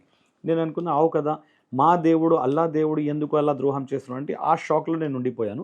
దాని తర్వాత ఇంకా యేసు ప్రభు గురించి తెలుసుకుంటూ సడన్గా నా ఏమంటారు చూపు క్లాక్ వైపు వెళ్తే రాత్రి 1:30 అవుతుంది. 1:30 అవుతుంటే నేను అన్నాను, బావా రాత్రి 1:30 అవుతుంది ఇప్పుడు చూడండి, ఎందుకంటే ఇప్పుడు మీరు కూడా వెళ్ళాలి కదా బావా మీ ఆఫీస్కి అంటే పొద్దున్న జల్దీ ఆయన 7 o'clockకి వెళ్ళిపోతారు, నేను మీకు కూడా నిద్ర సరిపోదు నేను కూడా బయలుదేరుతా బావా అని చెప్పేసి బయలుదేరుతుండగా మరలా నా చూపు బైబిల్ వైపు వెళ్ళింది. నేను అన్న బావా ఒక మాట అడగవచ్చా అంటే చెప్పు రైజ్ అన్నారు. ఏం లేదు, ఈరోజు యేసుక్రీస్తు గురించి మీ దగ్గర విన్నాను, ఆయన పుట్టక నుంచి మరణం దాకా, మరణం నుంచి పునరుద్ధానుడు అయ్యేదాకా, పునరుద్ధానుడు అయిన తర్వాత 40 రోజులు అపోస్తల్స్కి అంటే వాళ్ళ శిష్యులకి కనబడి వాళ్ళకు గైడ్ చేస్తూ మరలా ఆయన ఆరోహణం అంటారు కదా తెలుగులో, అవునండి, ఆరోహణం అయినరని ఆ విషయాలన్నీ మాట్లాడిన తర్వాత నేనన్నా ఈ బైబిల్ నేను తీసుకుపోయి చదవచ్చా, నాకు కావాలి బైబిల్. నవంబర్ మంత్లో నేనే నా ఇంటి నుంచి బైబిల్ని పంపించేసిన నేను జనవరి మంత్లో ఫస్ట్ వీక్లో వాళ్ళ ఇంటి నుంచి నేను బైబిల్ తీసుకుని రావడం జరిగింది. అంటే వాళ్ళకి అడిగి నేను తీసుకుంటే వాళ్ళు ఒకటే అన్నారు, మాకు హిందీ చదవడమే రాదు, మాకు ఎట్లనో చర్చ్లో గిఫ్ట్ వచ్చింది, మేమే ఎవరైనా హిందీ చదివేటోళ్ళు ఉంటే వాళ్ళకు గిఫ్ట్గా ఇద్దామంటే దేవుడు మీ కొరకు ఏర్పాటు చేసి ఉన్నాడేమో rice, so I'm giving as a gift అని వాళ్ళ దగ్గర పోయేటప్పుడు నా లైఫ్లో మా అత్తమ్మ ఇంటికి పోయినప్పుడు కూడా ఎప్పుడు కూడా వాళ్ళ దగ్గర ప్రార్థన చేయించుకోలేదు. నేను ఉన్నప్పుడు నా భార్యకు కూడా వాళ్ళు ప్రార్థన చేయరు. బయలుదేరుతుండగా వెళ్ళిపోతున్నామని కామ్గా వెళ్ళిపోతుండే, పోయి వస్తాం మా అత్తమ్మ అని వెళ్ళిపోతుండే. కానీ ఆ రోజు మొట్టమొదటిసారి డేవిడ్ బావ దగ్గర నిలబడి, బావ నేను ఇప్పుడు పోతుండగా నా కోసం ఒక చిన్న ప్రార్థన చేయండి. మొట్టమొదటి ప్రార్థన డేవిడ్ బావ ద్వారా నేను చేపించాను. చేపించుకున్న తర్వాత బైబిల్ తీసుకొని ఇంటికి వచ్చాను. ఇంటికి వచ్చిన తర్వాత డైనింగ్ టేబుల్ మీద బైబిల్ పెట్టేసి నమాజ్ చేయడం మొదలుపెట్టాను. నమాజ్ చేసి లాస్ట్కి నేను నమాజ్ చేసి పోయి పడుకుందామంటే మరలా నా చూపు బైబిల్ వైపు వెళ్ళింది. అయితే నా లైఫ్లో నా ఖురాన్ కూడా ఎప్పుడు ఇట్లా తల మీద పెట్టుకుని ప్రార్థన చేసుకోలేదు. కానీ ఆ రోజు ఏం జరిగిందో నాకు ఏం అర్థం కాక డైరెక్ట్గా బైబిల్ తీసుకొని నా తల మీద పెట్టుకొని ఒక చిన్న ప్రార్థన చేసుకున్నాను.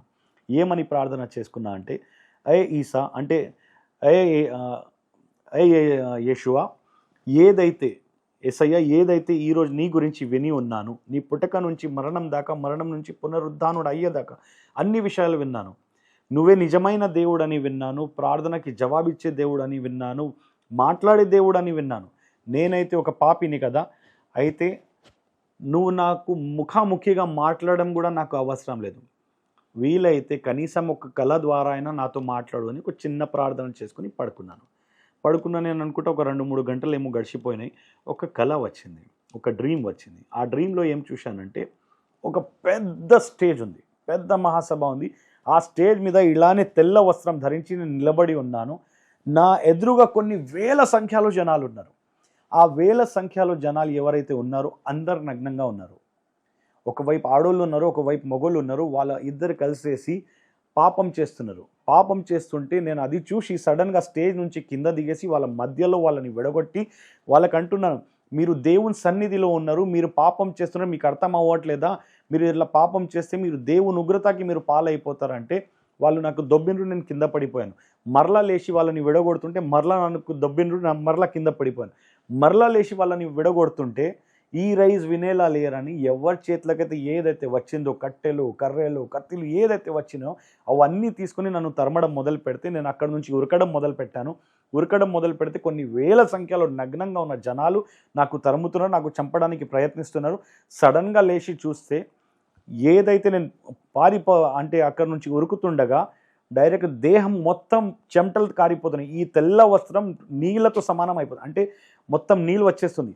అయితే సడన్గా లేచి చూస్తే ఏసీలో పడుకున్న నేను, చల్లగా ఉంది రూము, నిజంగా చూస్తే బాడీ మొత్తం దేహంలో మొత్తం ఏమో చెమటలు కారుతున్నాయి. నేను అనుకున్నా, ఈసా అంటే యేసయ్య, నేనైతే నువ్వు డైరెక్ట్గా నాతో ఒక కనీసం కళ ద్వారా మాట్లాడమన్నాను, నువ్వు అయితే ఏకంగా బెదిరించేసినావు, దాని అర్థం ఏం చేసుకోవాలి నేను ఇప్పుడు? అర్థం కాక డైరెక్ట్గా నెక్స్ట్ డే మార్నింగ్ మళ్ళీ 7:30కి లేచి నేను బావాకి ఫోన్ చేసిన, డేవిడ్ బావ are you free for 5 minutes అన్నాను. అయితే ఆయన ఏమన్నారంటే, బ్రదర్ నేను కొంచెం రైస్ బై నేను కొంచెం ఇప్పుడు అక్కడ ఆఫీస్కి వెళ్తున్నా, చేరినాక మీకు ఫోన్ చేస్తా, ఐఎమ్ ఆన్ ద వే అన్నారు. సరే బావా. ఇప్పుడు ఇంకా లోపల నుంచి రగులుతుంది, ఇంకా ఎవరిని అడగలే. సడన్గా సుమన్ అన్న గుర్తుకొచ్చినాడు. సుమన్ అన్న కార్ డ్రైవ్ చేస్తున్నాడు. ఆయన కూడా ఐ థింక్ హీఈస్ డిఆర్డిఎల్లో ఆయన నియర్లీ సైంటిస్ట్ పోస్ట్కి ఆయన ఉంటాడు. సో ఆయనకు ఫోన్ చేశాను. వాళ్ళ భార్య వాళ్ళ పక్కలోనే కూర్చొనింది కార్లో. అయితే నడుపుతుండగా సడన్గా కార్లో మనం మొబైల్ యాప్ ఆన్ చేస్తే, బ్లూటూత్ ఆన్ చేస్తే కార్ మొత్తం వినబడుతుంది. ఆయన డ్రైవ్ చేస్తుండగా జస్ట్ ఒత్తిండు, బ్లూటూత్ మొత్తం వినబడుతుంది. వాళ్ళ పక్కలో వాళ్ళ భార్య ఉంది. నేనన్నా సుమన్ అన్న ఇట్లా రాత్రి జరిగింది, ఇట్లా కళ నాకు వచ్చిందంటే వాళ్ళ పక్క నుంచి వాళ్ళ భార్య అంటుంది, అండి ఈయన స్టేజ్ మీద తెల్ల వస్త్రం ధరించి ఉన్నాడు అంటే ఈయన రక్షింపబడ్డాడండి. ఎవరైతే ఈయన ఎదురుగా జనాలు ఉన్నారో వాళ్ళు నగ్నంగా ఉన్నారంటే వాళ్ళు నామకర్త క్రైస్తవులు ఉండవచ్చు, వాళ్ళ కమ్యూనిటీ మెంబర్స్ కావచ్చు, వాళ్ళ కుటుంబ సభ్యులు కావచ్చు, లేదంటే నామకర్త క్రైస్తవులు ఎవరైతే రక్షణలో లేరు వాళ్ళు కూడా కావచ్చు. ఎందుకంటే వాళ్ళు రక్షణలో లేరు గనుక వాళ్ళు వస్త్రం ధరించలేరు. ఈయన రక్షణలో ఉన్నాడు గనుక ఈయన తెల్ల వస్త్రం ధరించి ఈయన మొహం మీద తేజస్ కనపడుతుందండి అని. అంటే నా మొహం మీద తేజస్ కూడా కనపడుతుందని ఆ విషయం కూడా చెప్పాను. అయితే ఆ మాట వినేసరికి నేను అనుకున్న, ఈ క్రైస్తవులకి పనిపాట అనేది ఏముండదు, ఛాన్స్ దొరికితే గ్యాలం వేసి గుంజే రకం వీళ్ళు అనుకొని ఆ టాక్ అప్పట్లో కర్నూలులో ఉంటుండే మాకు. ఈ క్రైస్తవులకి పని పాట ఏముండదు సుమా, ఎప్పుడు చూసినా వీళ్ళు గ్యాలం వేసి గుంజే రకం అని మాట్లాడుతుండే. అయితే అదే మాట గుర్తుకొచ్చి ఓహో థ్యాంక్ యూ సుమన్ భాయ్ అని పెట్టేశాను. పెట్టేసిన తర్వాత మళ్ళీ సాయంత్రం డేవిడ్ బావ ఫోన్ చేసిన, అవరేజ్ నువ్వు పొద్దున ఫోన్ చేసినావు నేను మర్చిపోయినా అంటే, ఏం లేదు బావ నువ్వు ఫ్రీ ఉన్నావు అంటే ఇప్పుడు వస్తున్నా మీ ఇంటి దగ్గర పోయి అని. వాళ్ళ ఇంటి దగ్గర పోయాను, నా కళ గురించి చెప్తే ఈయన సేమ్ అదే మాట అన్నారు. డేవిడ్ బావ సుమన్ అన్న ఏదైతే చెప్పారో ఈయన కూడా సేమ్ అదే మాట. నేనన్నా బావ ఒక పని చేద్దాము, పాస్టర్ దగ్గర కొంచెం పోదామా అన్న. వాళ్ళ పాస్టర్ దగ్గర పోయాను. పాస్టర్ దగ్గర పోయి నా కళ గురించి వివరణ ఇస్తే, రయీస్ భాయ్ ఇంకా ఏం కావాలి, తెల్ల వస్త్రం ధరించి మొహం మీద తేజస్ కనబడుతుందంటే మీరు రక్షింపబడ్డారు.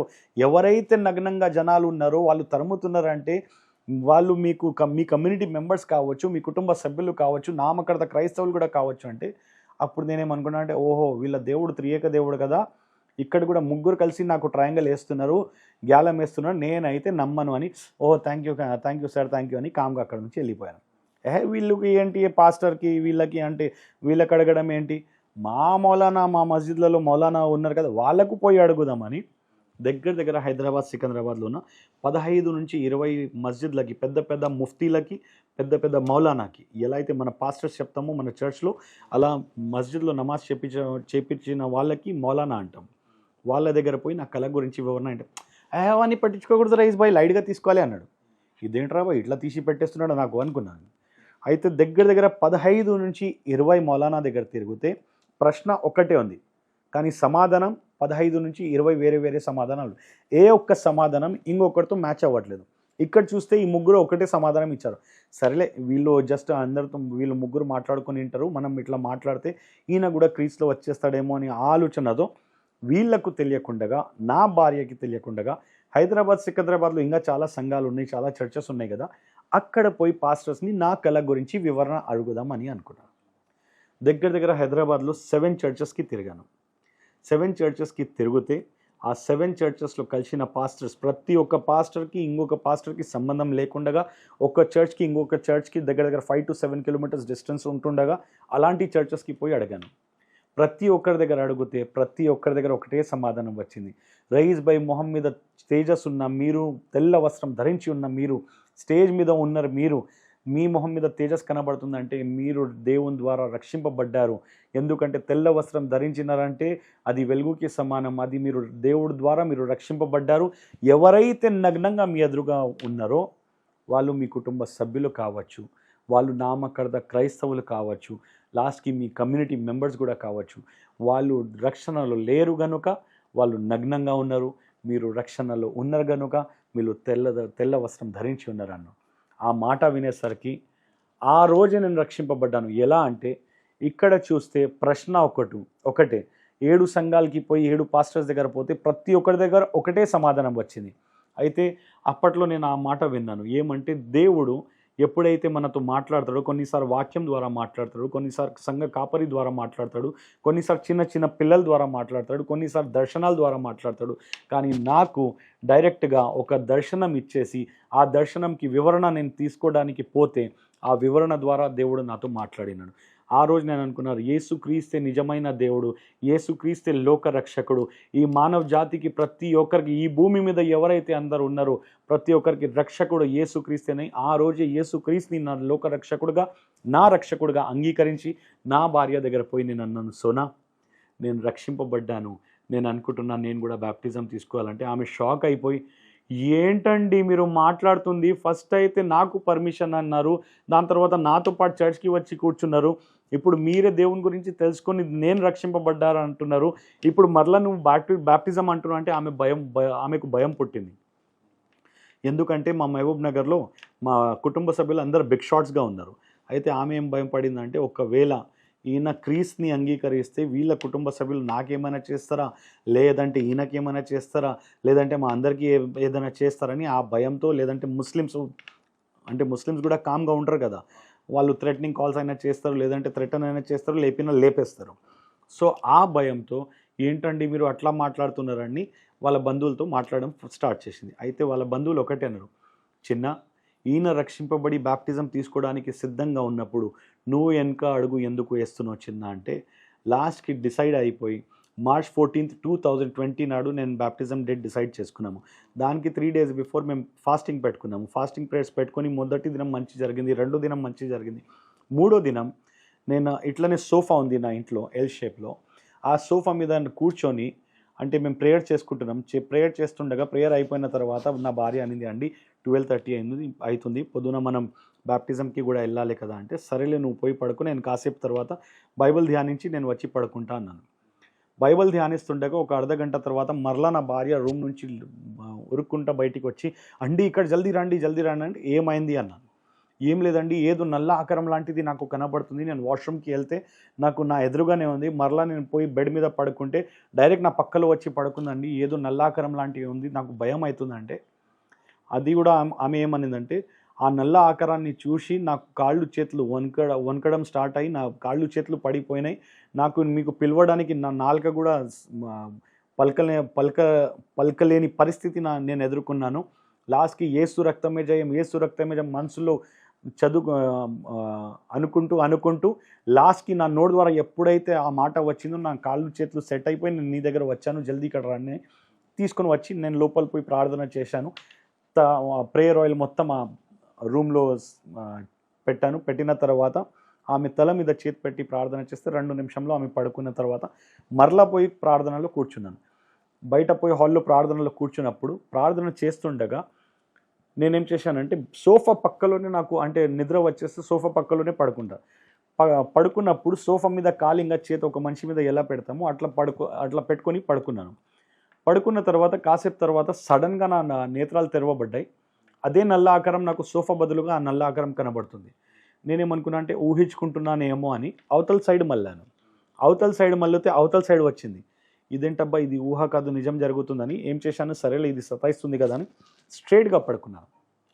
స్ట్రైట్గా పడుకుంటే డైరెక్ట్గా నా మొహం పైన వచ్చేసి ఇట్లా గట్టిగా నవ్వుతుంటే డైరెక్ట్గా లేచి కూర్చున్నాను. నేను అన్నా, తూ క్యా చాహతా అంటే నువ్వు నన్ను ఎందుకు సతాయిస్తున్నావు, నీకు ఏం కావాలి అని అడిగాను.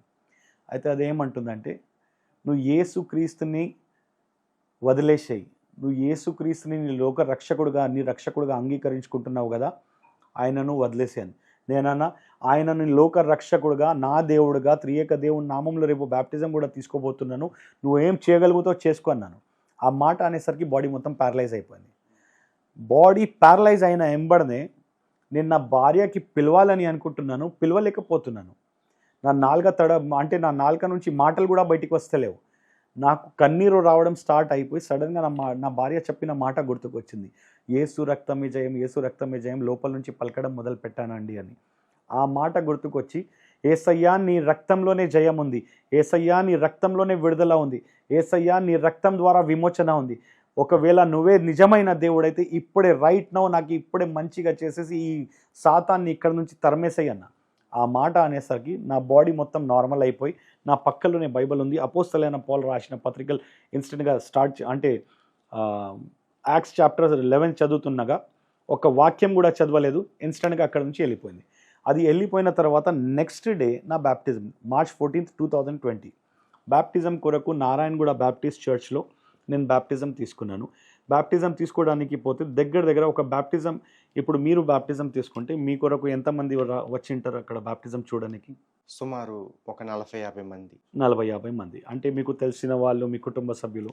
కానీ నా దగ్గర వచ్చేసి నా కుటుంబ సభ్యులు అయితే అందరు ముస్లిమ్సే కదా, నా కుటుంబ సభ్యులు కాకుండా నా భార్య వాళ్ళ బంధువులు. అది మార్చి నెల కాబట్టి అందరికీ సెలవులు ఉండవు. అయితే లీవ్ పెట్టుకొని కొందరు అనంతపూర్ నుంచి, డోన్ నుంచి, కర్నూలు నుంచి, బెంగళూరు నుంచి, హైదరాబాద్, సికింద్రాబాద్ ఎక్కడి నుంచి అయితే వాళ్ళకు వీలవుతుందో వాళ్ళు అక్కడి నుంచి వచ్చేసి దగ్గర 200 నుంచి 250 మెంబర్స్ వచ్చారు నా బ్యాప్టిజం చూడడానికి. అది చూడడానికి వస్తే పాస్టర్ శామ్యుల్ గారు అడుగుతున్నారు, వీళ్ళందరూ ఎవరు అంటే నాలాంటి దుర్మార్గుడు, నాలాంటి గట్టికుడు నిజంగా నేను రక్షింపబడ్డానా, నిజంగా నేను బ్యాప్టిజం తీసుకుంటున్నానా, లేదా అప్పట్లో నేను వాళ్ళ కూతురుని అంటే వాళ్ళ బిడ్డని నేను హింసించాను కదా, నిజంగా ఈయన రక్షింపబడి బ్యాప్టిజం తీసుకుంటున్నాడని అది చూడడానికి వాళ్ళు వచ్చారన్న. అది ఎప్పుడైతే నేను Santosh Nagar Baptist church 31st night కూర్చున్నాను కదా, ఆ పాస్టర్ గారికి కూడా తెలిసిన ఎంబడినే, ఎందుకంటే ఆయనకు పోయి కళ గురించి వివరణ కూడా అడిగాను. అయితే అడిగినప్పుడు ఆయనకు తెలిసిన ఎంబడినే డైరెక్ట్గా ఆయన ఏమన్నాడు, బ్రదర్ మీరు ఈ డేట్కి ఫైనల్ మీరు బ్యాప్టిజం తీసుకుంటున్నారని మాకు తెలుసు కనుక మా చర్చ్ వాళ్ళు అందరు మీ కొరకు ఇప్పుడే బ్యాప్టిజం తీసుకునే వెంబడి మీరు మా చర్చ్కి రావాలి. అక్కడ కూడా దగ్గర దగ్గర 100 మంది పైన ఉన్నారు. అక్కడ మీ కొరకు వెయిటింగ్లో ఉన్నారు. అందరు మీ సాక్ష్యం వినాలని అనుకుంటున్నాను. మొదటి సాక్ష్యం నేను రక్షింపబడిన ఎంబడినే, అంటే నేను బ్యాప్టిజం తీసుకున్న ఎంబడినే సంతోష్ నగర్ బ్యాప్టిస్ట్ చర్చ్లో ఇవ్వడం జరిగింది. అక్కడ జరిగినప్పుడు నేను ఈ విషయం ఏదైతే చెప్పానో, నల్ల ఆకారం లాంటిది కనబడితే ఇన్స్టెంట్గా పాస్టర్ గారు లేసేసి ఇంకో మైక్ తీసుకొని, బ్రదర్ ఇప్పుడు మీకు టెన్షనే లేదు, ఎందుకంటే ఇప్పటిదాకా సాతాన్కి మీ నుంచి అంటే మీకు సాతాన్ ఇప్పటిదాకా ఇబ్బంది పెట్టలేదు, కానీ ఏమంటే మీరు క్రీస్తుని అంగీకరించినందుకు ఆయన మిమ్మల్ని ఇబ్బంది పెట్టడం మొదలుపెట్టిండు. కానీ దేవుడు సాతాన్ మీద కూడా మీకు జయాన్ని ఇచ్చినాడు. మీకు దేవుడు కొన్ని క్రియల మీద కూడా మీకు దేవుడు జయాన్ని ఇవ్వబోతున్నాడని ఆ మాట చెప్పిన తర్వాత సంతోషించి, అక్కడ ఒక వారం గ్యాప్ తర్వాతనే కరోనా హాలిడేస్ స్టార్ట్ అయినాయి. మొదటి కరోనా మీకు గుర్తు ఉండొచ్చు. March 20th Janata curfew, March 21st నుంచి కరోనా ఫస్ట్ వేవ్ స్టార్ట్ అయింది. ఆ కరోనా ఫస్ట్ వేవ్లో దేవుని మహాకృప చూడండి. దేవుని ఏర్పాట్లో నేను ఉన్నాను గనుక దేవుడు ఏం చేసినాడంటే ఈ కరోనా సమయంలో నేను వాక్యంలో బలపడి, నేను దేవుని గురించి ఇంకా ఘనంగా నేను తెలుసుకొని ఆయన గురించి సువార్త నేను ప్రకటించాలని దేవుని ప్రణాళికలో ఉన్నందుకు ఈ కరోనా సమయంలో ఆన్లైన్లో జూమ్ మీటింగ్స్లో దేవుని మహాకృప వల్ల చాలామంది నాతో పాటు మాట్లాడడం జరిగి, కొన్నిసార్లు నైజీరియా నుంచి కాల్స్ వచ్చాయి, యూఎస్ నుంచి కాల్స్ వచ్చాయి, ఆస్ట్రేలియా నుంచి వచ్చాయి. జూమ్ మీటింగ్స్ అటెండ్ చేశాను. అక్కడ అటెండ్ చేసి వాక్యంలో బలపడ్డాను. నా భార్య వాళ్ళ బంధువులు డైలీ జూమ్ మీటింగ్స్ పెట్టుకొని వాళ్ళు ఉపవాస ప్రార్థన పెట్టుకోవడం అవన్నీ జరిగినాయి. దాని తర్వాత సెకండ్ వేవ్ స్టార్ట్ అయింది. సెకండ్ వేవ్ అయిపోయిన తర్వాత చాలామంది సంఘాలు నాకు సాక్ష్యం కోసం పిలవడం మొదలుపెట్టారు. అయితే ఒక సంఘం మన మలక్పేట వైపు ఒక సంఘం ఉండే, ఇప్పుడు ఆ సంఘం లేదు. అక్కడ ఉన్న సంఘ కాపరి పాస్టర్ సంపత్ ఆయన పేరు. ఆయన నాకు పిలిచారు. పిలిచిన తర్వాత సాక్ష్యం పంచుకున్న తర్వాత ఆయన నా కోసం ప్రేయర్ చేయడం జరిగింది. ఆ ప్రేయర్ చేస్తుండగా ఆయన ఒక మాట అన్నారు, బ్రదర్ ప్రేయర్ అయిపోయిన వెంబడిని ఒక మాట అన్నారు, బ్రదర్ నేను మీకు కొన్ని మాటలు చెప్పాలని అనుకుంటున్నాను, చెప్పండి సార్ అన్న. ఆయన అన్నారు, బ్రదర్ మీరు ఏమీ తప్పు అనుకోకూడదు, ఎందుకంటే మీకోసం ప్రార్థన చేస్తే దేవుడు నాకు బయలుపరిచిన కొన్ని మాటలు మీకు చెప్పాలని అనుకుంటున్నాను, చెప్తున్నాను అంటే. చెప్పండి సార్ అన్నాను. ఏం లేదు బ్రదర్, మీరు ఇప్పుడు చాలా సంతోషం అనిపించింది మీరు సాక్ష్యం పంచుకున్నప్పుడు, ఎందుకంటే మీ సాక్ష్యంలో మీరు చెప్పారు కదా ఏమని అంటే, నేను లేనప్పుడు అంటే నాకు 8 షోరూమ్స్ ఉండే, హైదరాబాద్, సికింద్రాబాద్, పెబ్బేర్, కొత్తకోట, కర్నూలులో 8 షోరూమ్స్ ఉండే. ఆ 8 షోరూమ్స్ కోసము ఢిల్లీ, బాంబే, బెంగళూరు అలాంటి ప్రాంతాలకి పోయి నేను బిజినెస్ పర్చేసింగ్ కోసం వెళ్తుండే. అయితే ఆ పర్చేసింగ్ అప్పుడు నా భార్య నా కొడుకు ఇద్దరికి సందడి ఉంటుండే మా ఇంట్లో. ఎందుకంటే ఇప్పుడు డాడీ లేడు, మనం చర్చ్కి వెళ్ళొచ్చు, ప్రార్థన చేసుకోవచ్చు అంటే నాకు తెలియకుండగా దొంగగా వాళ్ళు నా కోసం ఉపవాస ప్రార్థన చేసుకొని నన్ను సాధించుకున్నారు. అంటే నేనేమనుకున్నా అంటే వాళ్ళు ముస్లింగా ఉన్నారు, కానీ ఎప్పుడైతే నేను రక్షింపబడిన తర్వాత వాళ్ళ మాటలు విన్న తర్వాత అర్థమైంది. ఎందుకంటే చాలాసార్లు వాళ్ళ హిస్టరీ చెక్ చేస్తే యూట్యూబ్ హిస్టరీలో ఎప్పుడు చూసినా క్రైస్తవ పాటలు ఉంటుండే. అయితే నాకు అప్పట్లో అంత మొబైల్ గురించి అంత అవగాహన ఎక్కువ లేకుంటుండే. అయితే నా భార్యకు అడుగుతుంది, ఇది హిస్టరీలో ఎందుకు చూపిస్తుంది? నాకేం తెలుసు అండి, అది అది పంపిస్తూనే ఉంటారు వాళ్ళు, మనకేం తెలుసు అండి నేను నమ్ముతుండే. కానీ వాళ్ళు ఏమంటే నాకు తెలియకుండా దొంగగా నేను లేనప్పుడు పోయి డైరెక్ట్గా చర్చెస్లో కూర్చోవడం, చర్చెస్లో ఏదైనా ఫంక్షన్ జరుగుతుందంటే ఎక్కడైనా స్పీకర్స్ వస్తున్నాయంటే అక్కడ పోయి మెసేజ్ వినడం, ఉపవాస ప్రార్థన పెట్టుకొని దేవున్న సన్నిధిలో సమయాన్ని గడపడం, అలాంటి చాలా సంఘటనలు జరిగినాయి. అయితే ఈ మాటలు నేను సాక్ష్యంలో చెప్పాను. సాక్ష్యంలో చెప్పిన తర్వాత ఈ మాట పాస్టర్ గారు అంటుండగా ఆయన ఏమన్నారంటే, మీకోసం ప్రార్థిస్తుండగా దేవుడు నాకు బయలుపరిచిన కొన్ని మాటలు మీకు చెప్తున్నా బ్రదర్ అంటే. చెప్పండి సార్ అన్న. సరే ఇప్పుడు మీరు అన్నారు కదా మీకు 8 షోరూమ్స్ ఉన్నాయని. ఆ సాక్ష్యంలో 8 షోరూమ్స్ గురించి వివరణ ఇవ్వలేదు. కానీ ఆయన అంటున్నాడు, బ్రదర్ మీకు 8 షోరూమ్స్ ఉన్నాయి కదా అంటే. I was in a literal shock. అంటే నేను సాక్ష్యంలో 8 షోరూమ్స్ గురించి చెప్పలేదు, ఈయన ఎలా చెప్తున్నాడని. నేను అన్నా, అవును సార్ అన్న. మీకు ఇప్పుడు కొన్ని లక్షలు ఇప్పుడు మీ అకౌంట్లో ఉన్నాయి కదా సార్ అన్న. ఉన్నాయి సార్ అన్న. మీకు 3 పెద్ద కార్లు ఉన్నాయి కదా సార్ అంటే. ఉన్నాయి అన్నాను. మీ పేరు మీద ఆస్తులు కూడా ఉన్నాయి కదా సార్, అంతస్తులు కూడా ఉన్నాయి కదా సార్. ఉన్నాయని. ఏదైతే మీ దగ్గర ఉన్నాయో అవన్నీ మీ చేతి నుంచి వెళ్ళిపోతాయి సార్ అన్నాను. ఆ మాట అనేసరికి నేనేమనుకున్నా అంటే, ఓహో నాకు ఇంప్రెస్ చేసి ఏదైనా నా దగ్గర కానుక ఎక్స్పెక్ట్ చేస్తున్నాడేమో. సో పోతూ ఒక 10,000 ఆయన మొహం మీద పడేద్దాం అంటే అప్పట్లో నా థాట్, ఇప్పుడు కాదు అది. అప్పట్లో నా థాట్ ఏదైతే ఉందో అదే నేను చెప్పాలి. ఎందుకంటే మాట్లాడేటప్పుడు ప్రతి ఒక్క మాట దేవుడు మనం ముందర ఉన్నాడని దాని గురించి మనం సాక్ష్యం ఇవ్వాలి. సో ఆయన గురించి నేనేమనుకున్నా అంటే పోతూ పోతూ ఆయన మొహం మీద ఒక 10,000 పడేద్దాము అలాంటి థాట్ నాది ఉంది. కానీ మరలా ఇంకో మాట అన్నాడు, బ్రదర్ ఇంకో మాట మీకు చెప్పబోతున్నా బ్రదర్, మీ కుటుంబ సభ్యులకి తెలియదు కదా బ్రదర్ మీరు రక్షింపబడ్డారంటే. ఆహా తెలియదు సార్ అన్న. మీ కమ్యూనిటీ మెంబర్స్కి కూడా తెలియదు కదా సార్ అన్న. తెలియదు సార్. కానీ ఎప్పుడైతే వాళ్ళకు తెలుస్తుందో మీకు ప్రాణహాని ఉంటుంది, మీ కమ్యూనిటీ మెంబర్స్ మీకు చంపాలని చూస్తారు, మీ కుటుంబ సభ్యులు మీకు అగేన్స్ట్ అయిపోతారు, you will be boycotted by them అన్నారు.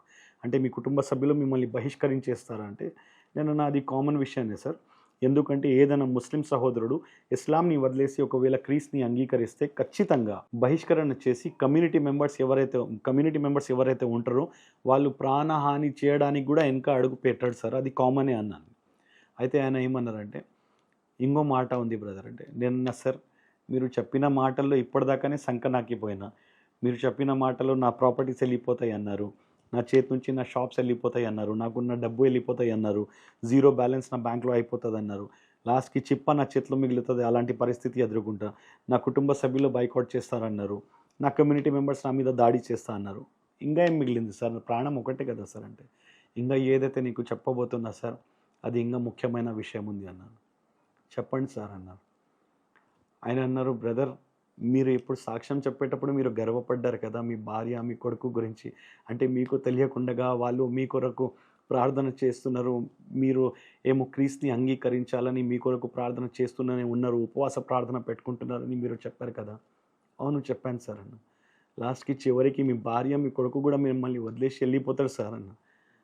ఆ మాట అనేసరికి నాకు ఒక కోపం ఎంత వచ్చిందంటే బ్రదర్ ఏదో నా చేతికి దొరుకుతుంది తీసుకొని నా తల పగలగొట్టాలని కోపంతో మీరు నమ్ముతారో నమ్మరు ఇట్లా జస్ట్ సీట్ని అట్లా వెనక వదిలేసి దమాగ్యమ ఖరాబ్ వారెత్తారా అన్నా నేను.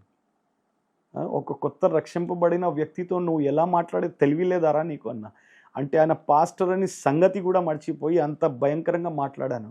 అయితే ఆయన ఏమన్నారంటే బ్రదర్ ఇది నేను కాదు దేవుడు నాకు బయలుపరిచిన కొన్ని మాటలు మీకు చెప్తున్నాను, అవి అన్నీ జరగబోతున్నాయి మీకు అన్నారు. లాస్ట్కి ఆ కోపంతో నేనన్నా సార్ మీకు పైసలు కావాలంటే ఆశతో చెప్పాలి, ₹1,00,000 ఇచ్చేస్తుండే సార్, కానీ ఇలాంటి నెగటివ్ మాటలు మాట్లాడకూడదు సార్, ఒక కొత్త రక్షింపబడిన వ్యక్తితో మీరు ఎట్లా మాట్లాడతారా సార్ అంటే కాదు బ్రదర్ ఏదైతే దేవుడు నాకు చూపించినాడో అదే మాట మీకు చెప్తున్నా అన్నారు. ఆ మాట చెప్పిన తర్వాత కోపంగా నేను అట్లా డోర్ తీసేసి ఆయన క్యాబిన్ నుంచి బయట పోతుంటే నా చేతి పట్టుకొని బ్రదర్ ఇంకో మాట ఉన్నాను నా సార్ ఇంకా ఏం దమాగ్ ఏమైనా ఉందా సార్ మీకు, అన్నీ వెళ్ళిపోయినాయి, కుటుంబ సభ్యులు బైకాట్ చేస్తారు, కమ్యూనిటీ మెంబర్స్ నా మీద దాడి చేస్తా అని అన్నారు, నాకున్న ఆస్తులు అంతస్తులు నా డబ్బు నా బిజినెస్ అన్నీ నా చేతి నుంచి వెళ్ళిపోతాయి అన్న. లాస్ట్కి చివరికి నా భార్య నా కొడుకు కూడా నన్ను వదిలేసి వెళ్ళిపోతే ఇంకా ఏం మిగిలింది సార్, ప్రాణం ఒకటే కదా సార్ మిగిలింది, అది కూడా వెళ్ళిపోవాలని అనుకుంటున్నారా మీరు అంటే ఆయన ఒకటే అన్నారు బ్రదర్ ఎప్పుడైతే ఇవన్నీ జరుగుతాయో మీ జీవితంలో ఈ జరిగే సమయంలో మీరు ఒకవేళ దేవుని కోసం స్థిరంగా నిలబడితే మీరు ఊహించలేని స్థాయికి దేవుడు మిమ్మల్ని ఎదిగిస్తారు, మీ ద్వారా ఎన్నో అద్భుతాలు చేస్తాడు బ్రదర్ అన్నాను. ఆ మాట విన్న తర్వాత కోపంతో అక్కడ నుంచి వెళ్ళిపోయిన బ్రదర్. నాకు ఏం అర్థం కాలేదు. ఆయన నేను అనుకున్న ఇలాంటి మాటలు మాట్లాడతారా పాస్టర్స్, అంటే కానుకకి ఆశపడి ఇట్లా మాట్లాడతారా అనుకున్నాను.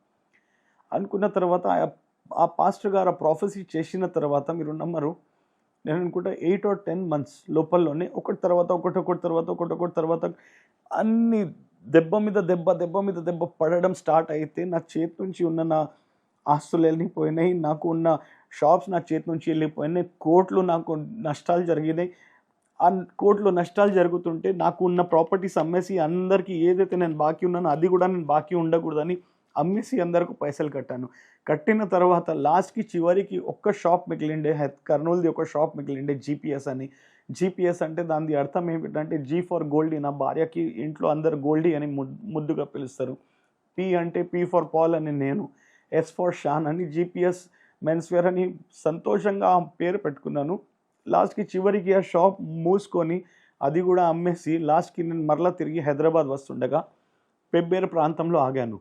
పెబ్బేరు ప్రాంతంలో ఆగినప్పుడు పెబ్బేరు ప్రాంతంలో ఎవరంటే మా సడ్డకూరు ఉంటారు, మా బ్రదర్ నా భార్య వాళ్ళ అక్క భర్త అక్కడ, అంటే మా భార్య వాళ్ళ అక్క ఊరు అది. అయితే నేను అక్కడ ఆగేసి వాళ్ళ దగ్గర ఒక దినం ఉండి వాళ్ళతో మాట్లాడి బయలుదేరుతుండగా సడన్గా మాటలు పెరిగిపోయి మా అత్తమ్మ కూడా అక్కడే ఉంది, మా అత్తమ్మకు కొంచెం తిట్టాను. ఆ మధ్యలో మా సడ్డకుడు వచ్చారు. సడ్డకుడు వచ్చేస్తే ఆయన కొంచెం కొంచెం ర్యాష్గా మాట్లాడితే ఆయనతో కూడా ర్యాష్ మాట్లాడడం జరిగింది. ఆ ర్యాష్ మాట్లాడడం జరగడంలో నా భార్య నాకు ఏం చెప్పలేదు. కానీ నేనే మీరు నమ్ముతారో నమ్మరో, సడన్గా ఏం జరిగిందో నా భార్యకి ఫోన్ చేసేసి, నువ్వు వద్దు, నీ కుటుంబ సభ్యులు వద్దు, ఒక కొత్త రక్షింపబడిన మనిషితో ఎలా ఉండాలి, ఏ ప్రవర్తన ఉండాలో తెలియదు మీకు, నీకు తెలియదు, నీ కుటుంబ సభ్యులకి తెలియదని ఆ కోపంగా నేను నా భార్యకు తిట్టేస్తే నా భార్య ఇల్లు వదిలేసి వెళ్ళిపోయింది బ్రదర్. అది July 13th, 2023 నాడు నా భార్య పోయి వదిలింది. అప్పుడు పోయి వదిలినప్పుడు 2 డేస్లో రియలైజ్ అయిపోయి మరలా నేను నా భార్యకి పోయి కాలు పట్టుకుని నేను క్షమాపణ అడిగితే ఆమె తిరిగి రాలేదు. మరలా August 16, 2023 నాడు డైరెక్ట్గా divorce notice from court she have send me. Divorce notice పంపిస్తే I was in literal shock. అంటే నా జీవితంలో ఏమైపోతుందో అర్థం కాలేదు. నేను టోటల్గా డైలమాలోనే ఉండిపోయాను. అరే నా భార్యకి ఇంతగానం నేను ప్రేమించాను, నేను రక్షింపబడ్డాను, నా కొరకు ఆమె ప్రార్థన చేసుకొని నన్ను సాధించుకొని ఇప్పుడు నన్ను వదిలేస్తా అని అంటుందా? అంటే the moment she said me that, ఆ నోటీస్ చూసి నాకు ఏం అర్థం కాలేదు. పోయి కోర్టులో నిలబడ్డాను. కోర్టులో నిలబడి ఫస్ట్ టైం అయితే కొంచెం ఆమెకి ఒక ఆడబిడ్డ ఉండి ఆమెకి అంత రోషం ఉంటే నాకెంత ఉండాలని ఆ రోజు కూడా కొంచెం కోపం చేశాను. మరలా క్షమాపణ కూడా అడిగాను, వచ్చేసారే. మళ్ళీ నెక్స్ట్ డేట్ ఎప్పుడైతే లోక్ అదాలత్ మాకు ఇచ్చిందో ఆ డేట్కి పోయి ఆమె కాలు పట్టుకున్నాను. కౌన్సిలింగ్లో ఆమె కాలు పట్టుకుని ఎన్నోసార్లు బతిమలాడాను, కానీ ఇప్పటిదాకా తిరిగి రాలేదు. ఆ కోర్టు దిగేసి ఇప్పటిదాకా నడుస్తుంది. కానీ నేను అనుకున్న దేవా, అంటే ఎప్పుడైతే ఆ పాస్టర్ గారు ప్రాఫెసీ చేసిన ఒక 8 months తర్వాత ఎప్పుడైతే ఒకటి తర్వాత ఒకటి అన్నీ జరిగినాయి, చివరికి లాస్ట్కి నా భార్య నా కొడుకు కూడా నన్ను వదిలేసి వెళ్ళిపోయారు. నాకేం అర్థం కాక సరేలే, దే మే బీ బ్యాక్ అని నల్లకుంటలో నాకు ఉన్న ఇల్లు నేను ఖాళీ చేయకుండా అట్లనే పెట్టాను. కానీ January 2024లో మా ఓనర్ గారు నాకు ఫోన్ చేసి అన్నారు, బ్రదర్ మీ ఫ్యామిలీ మీకు వస్తలేరు కదా, మేము హైందవులం కాబట్టి మాకు మా ఇల్లు బంద్ చేయడం మాకు ఇష్టం లేదు, ప్లీజ్ మీరు ఖాళీ చేయండి అన్నారు. ఆ మాట అనేసరికి నాకు గుండె పట్టుకున్నట్టు అనిపించింది. ఇప్పుడు నేను ఏం అయిపోవాలి, నేను ఎక్కడ పోవాలి, నేను ఏం చేసుకోవాలి అర్థం కాక ఇల్లు ఖాళీ చేయడానికి January 1st వీక్లో నేను హైదరాబాద్ ప్రాంతంకి నా నల్లకుంటలో ఉన్న ఇంట్లో ఖాళీ చేయడానికి 2 నా దగ్గర పనిచేసే పిల్లల్ని కూడా తీసుకుపోయాను.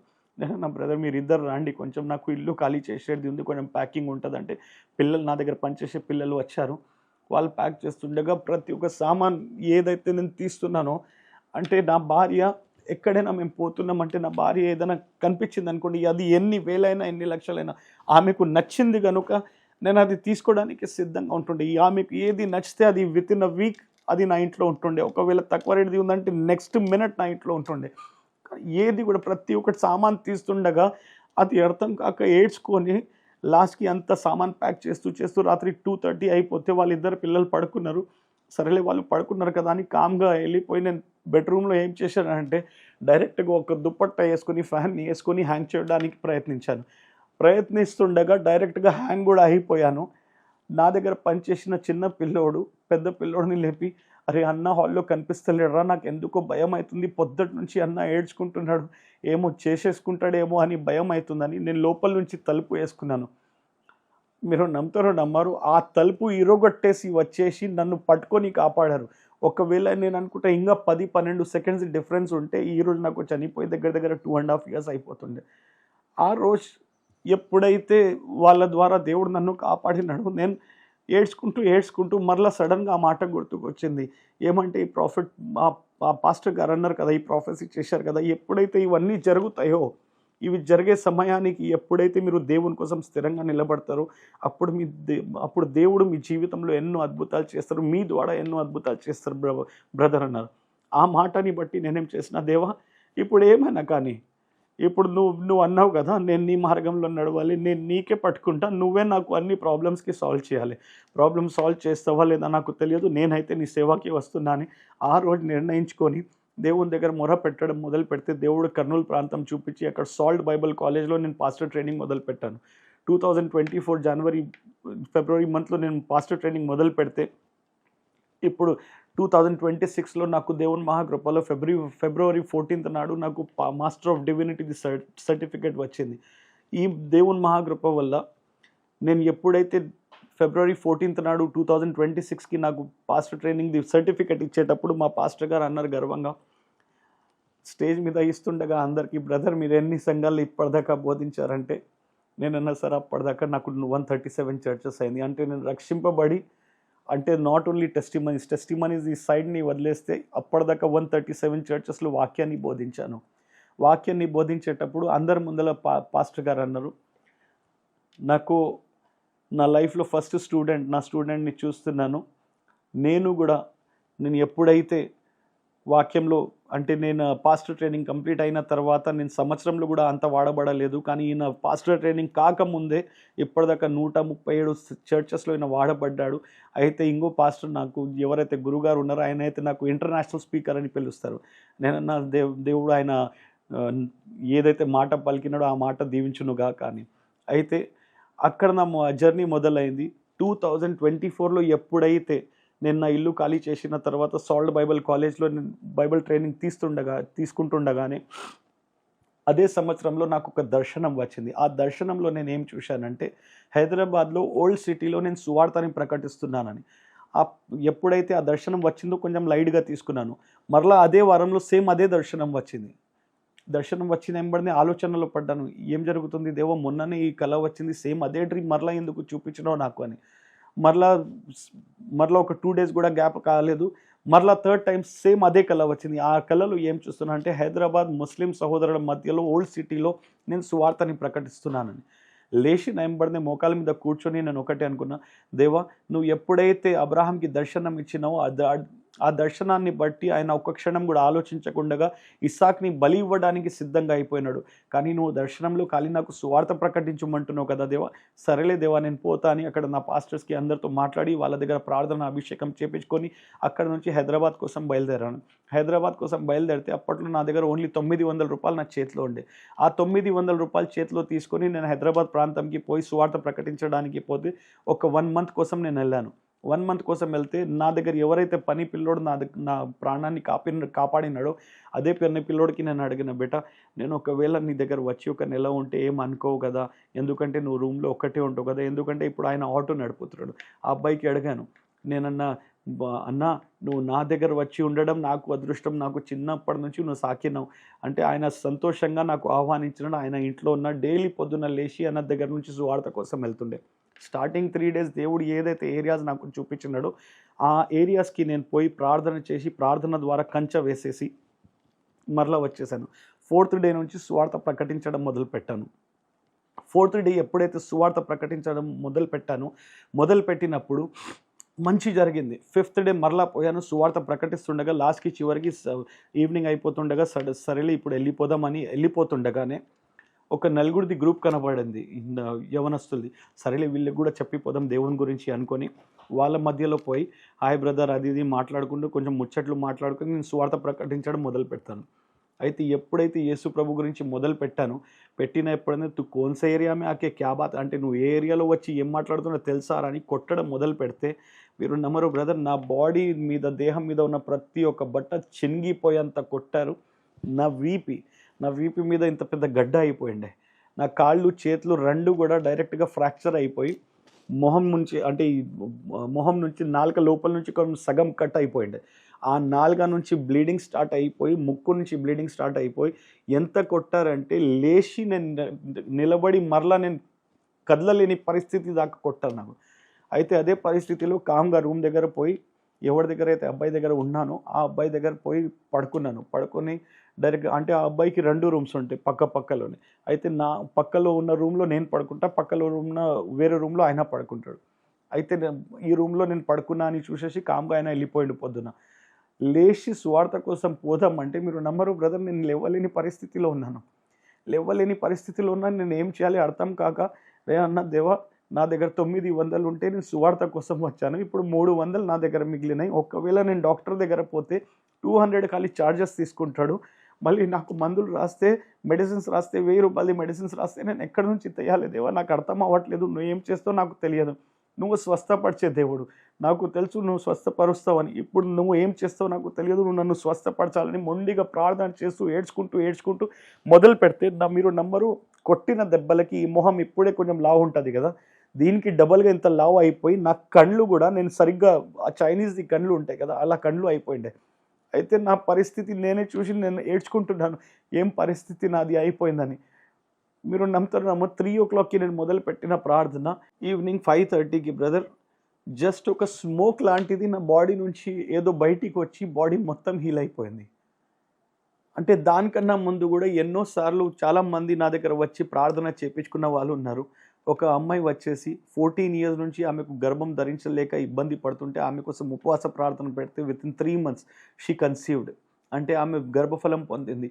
ఆమెనే ఇంకో అమ్మాయిని తీసుకొని వచ్చి ఆమెకు కూడా దగ్గర దగ్గర 8 years నుంచి పిల్లలు లేక నా దగ్గర తీసుకొని వస్తే ఆమె కోసం ప్రార్థన చేస్తే ఆమె కూడా 4th monthలోనే కన్సీవ్ అయింది. అలాంటి చాలా సాక్ష్యాలు ఇప్పుడు నా దగ్గర ఉన్నాయి. ప్రజెంట్గా హైదరాబాద్లో ఇప్పుడు నేను ఉంటున్నా కదా, హైదరాబాద్లో కూడా ఒక సిస్టర్కి మెడ ఇట్లనే పడిపోతుంది మరలా. అయితే ఆమె కోసం ప్రార్థన చేస్తే ఆమె కూడా హీల్ అయింది. అయితే నేను ఎప్పుడైతే ఈ స్మోక్ నా బాడీ నుంచి బయటికి వచ్చి నేను చూస్తే డైరెక్ట్గా లేచి చూస్తే అద్దంలో చూసుకుంటే దెబ్బలు లేవు, ఏమీ లేవు, బాడీ మొత్తం హీల్ అయిపోయింది. అప్పుడు నాకు గుర్తుకొచ్చింది, అయ్యో దేవుడు నాకు హీలింగ్ మినిస్ట్రీ ఇచ్చిండు కదా, నేనే మర్చిపోయానా అని. ఆయన అన్నాడు కదా ప్రాఫెట్, దేవుడు మీ ద్వారా ఎన్నో అద్భుతాలు చేస్తాడు, మీలో కూడా ఎన్నో అద్భుతాలు చేస్తాడు, మీరు ఊహించలేని అద్భుతాలు జరుగుతాయి బ్రదర్ అన్నారు. ఏదైతే ఈ స్థితి ఏదైతే నా భార్య నా కొడుకు నన్ను వదిలేసి వెళ్ళిపోయారు, మళ్ళీ నేను సువార్త కోసం ఇక్కడ వచ్చాను, సువార్త ప్రకటిస్తుండగా ఎన్నోసార్లు నేను ఈ 27 daysలోనే దగ్గర 4 times భయంకరంగా ముస్లిమ్స్ సహోదరుల మధ్యలో పోయి భయంకరంగా నేను దెబ్బలు తిన్నాను. ఆ 4 సార్లు కూడా దెబ్బలు తిన్న తర్వాత దేవుడే నాకు నెక్స్ట్ డే లేదంటే alternate day I was totally healed. అంటే ఊహించలేని రీతిగా, అంటే ముక్కు మొత్తం ఉబ్బిపోయింది, నాలుక ఇది కూడా ఇక్కడ కట్ అయి ఉంటుంది చూడండి, ఇది పట్టుకుని జస్ట్ ఇది యాక్చువల్గా స్టిచెస్ పడాలి ఇక్కడ మొత్తం, ఈ స్టిచెస్ పడకుండా డైరెక్ట్గా ఇట్లా పట్టుకుంటే అది కూడా హీల్ అయిపోయి జస్ట్ ఒక చిన్న మార్క్ కనబడుతుంది, దాని తప్ప ఏమి ఉండదు. ఇప్పుడు అలాంటి దెబ్బలు నాకు కొట్టారు. వీప్ మీద మొన్న కూడా ఇప్పుడు ఈ మధ్యలో కూడా ఒక 2 months నుంచి హైదరాబాద్లో ఉంటున్నాను. హైదరాబాద్లో నాకు ఏమంటే ఈ ముస్లిమ్స్ మధ్యలోనే నేను సువార్త ప్రకటించి వాళ్ళలోనే ఉజ్జీవం నేను తీసుకుని వచ్చి వాళ్ళు కూడా రక్షింపబడే భాగ్యాన్ని దేవుడు వాళ్ళకి ఇవ్వాలని వాళ్ళ మధ్యలో పోతుంటాను. చాలాసార్లు నేను ఎన్నో వీడియోస్ కూడా పెడుతుంటాను. I'm going to old city, ఎవరైనా ఇంట్రెస్టెడ్గా ఉంటారంటే రాండి అంటే. ఒకసారి 11 పిల్లలు వచ్చారు, ఒకసారి 7 members వచ్చారు. కానీ 2 సార్లు కూడా నేనన్నా మనం ఫొటోస్ తీసుకుందామా అంటే, సార్ మీరైతే తీసుకోండి మీది, మేమైతే మీ వీడియోస్లో రాము, ఎందుకంటే ఒకవేళ మేము మరలా తిరిగి ఎప్పుడైనా సడన్గా ఇక్కడ వచ్చింది ఆ వీడియో వైరల్ అయితే మమ్మల్ని కూడా కొడతారేమో అని ఆ భయంతో వాళ్ళు పెట్టుకొనివ్వరు. సరేలే నో ప్రాబ్లం, నాకు ఏం ప్రాబ్లం లేదు, నాతో పాటు వస్తున్నారు కదా అదే సంతోషిస్తున్నాను. బికాజ్ మన క్రైస్తవుల్లో కూడా చాలామంది ఉజ్జీవంలో ఈ మధ్యలో వస్తున్నారు. ఎందుకంటే సువార్త ప్రకటించడం కూడా మీకు కొన్ని వీడియోస్ నావి చూపిస్తాను. ఎందుకంటే మా మధ్యలో ఒకసారి మనోపాడు దగ్గర కూడా నాకు అటాక్ జరిగింది, భయంకరంగా అటాక్ జరిగితే నాతో పాటు ఉన్న ఏమంటారు బ్రదర్స్ కూడా ఉన్నారు కొందరు సువార్థికులు, వాళ్ళు కూడా ఘోరమైన పరిస్థితి ఉండే. కానీ మేము ఒకటే అనుకున్నాం, అప్పుడే డిసైడ్ అయ్యి అప్పుడే వీడియో తీసేసి ఒకటే అనుకున్నాం, ఇవి అన్ని దాడులు జరిగినా ఎన్ని అవమానాలు భరించినా మేం సువార్తని ఆపము. That's all. దేవుని నామంకి మహిమ కలుగునుగాక. Praise the lord. ఎన్ని శ్రమలు వచ్చినా, ఎన్ని కష్టాలు వచ్చినా, ఎన్ని నష్టాలు వచ్చినా సువార్త మాత్రం ఆపము. ఎందుకంటే దేవుడు ఏ రీతిగా అయితే నాకు రక్షించినాడో అదే రీతిగా, because the Jesus what he has done అంటే తండ్రి అయిన దేవుడు నేను మీ కొరకు మిమ్మల్ని నేను ప్రేమించి నా అద్వితీయ కుమారుడిని నేను బలి ఇచ్చినప్పుడు ఆయన బలిని కూడా మీరు అర్థం చేసుకోలేక, ఆయన బలిదానాన్ని మీరు అర్థం చేసుకోలేక I have given the great opportunity to you అంటే యేసుక్రీస్తు అంటాడు you come to the cross అంటే he has given the divine exchange. ఆ డివైన్ ఎక్స్చేంజ్ మనకు అక్కడ ఇచ్చినాడు. సిల్వ దగ్గర మీరు మిమ్మల్ని అప్పగించుకోండి, సిల్వ దగ్గర మిమ్మల్ని అప్పగించుకొని మీకున్న శ్రమలు, మీకున్న కష్టాలు, మీకున్న ఇబ్బందులు అన్నీ సిల్వ పైన మీరు మోపండి. సిల్వ మీద నుంచి ఏదైతే బ్లెస్సింగ్స్ వచ్చినో, ఎందుకంటే ఈ ప్రజలకి, ఈ మానవ జాతి ఎవరైతే మీరు కానీ నేను కానీ భూమి మీద ప్రతి ఒక్కరు మానవుడి కోసం దేవుడు ఒక ఏర్పాటు ఏం చేసినాడంటే ప్రతి ఒక్కరిది పాపం ఆయన భుజం మీద మోసుకొని ఆయన నీతి మనకిచ్చి నీతిమంతుడిగా మార్చినాడు. చాలా సంఘాలలో ఇప్పుడు అంటారు మీ పాపాలు ఇప్పుడైనా ఒప్పుకోండి, పాపాలు ఒప్పుకోండి అంటే పాపాలు ఒప్పుకొని మీరు సిల్వ వైపు రండి. కానీ ఇప్పుడు కాసేపు ముందు ఒక మాట మనం మాట్లాడుకున్నాము ఏమంటే చాలా ఊర్లలో ఓన్లీ ఎల్ఈడి స్క్రీన్స్ నడుస్తున్నాయి. పాస్టర్ పేరు చెప్పాను, ఎల్ఈడి స్క్రీన్స్ నడుస్తున్నాయి. కానీ ఆ ఎల్ఈడి స్క్రీన్స్ ద్వారా ఏం జరుగుతుందంటే అక్కడ పాస్టర్స్ గణపరచబడుతున్నారు. కానీ ఎప్పుడైతే మనం వాక్యం చెప్తాము, దేవుని పరిచర్య చేస్తాము, అక్కడ మనం గణపరచబడకూడదు. అక్కడ మన ద్వారా దేవుని మహిమపరచబడాలి, గణపరచబడాలి. సో నా సాక్ష్యం ద్వారా నేను ఒకటే అందరికీ చెప్తాను, ఏదైతే నేను పరిస్థితి ఎదుర్కొంటున్నానో, ఈరోజు నా భార్య నా కొడుకు నాతో పాటు ఉండకపోవచ్చు, కానీ ఒక గట్టి నమ్మకం నాకేముందంటే ఖచ్చితంగా దే విల్ బీ బ్యాక్. ఎందుకంటే దేవుడు ఒక విషయంలో మీకు కూడా తెలిసి ఉంటుంది, నేనైతే కొత్త మీకు చెప్పనీకి అవసరం లేదు. 5 రొట్టెలు 2 చేపలు ఎప్పుడైతే దేవుడు పంచినాడో మీ అందరికీ తెలిసి ఉంటుంది. 5 రొట్టెలు 2 చేపలు ఎంతమందిని పంచారు బ్రదర్?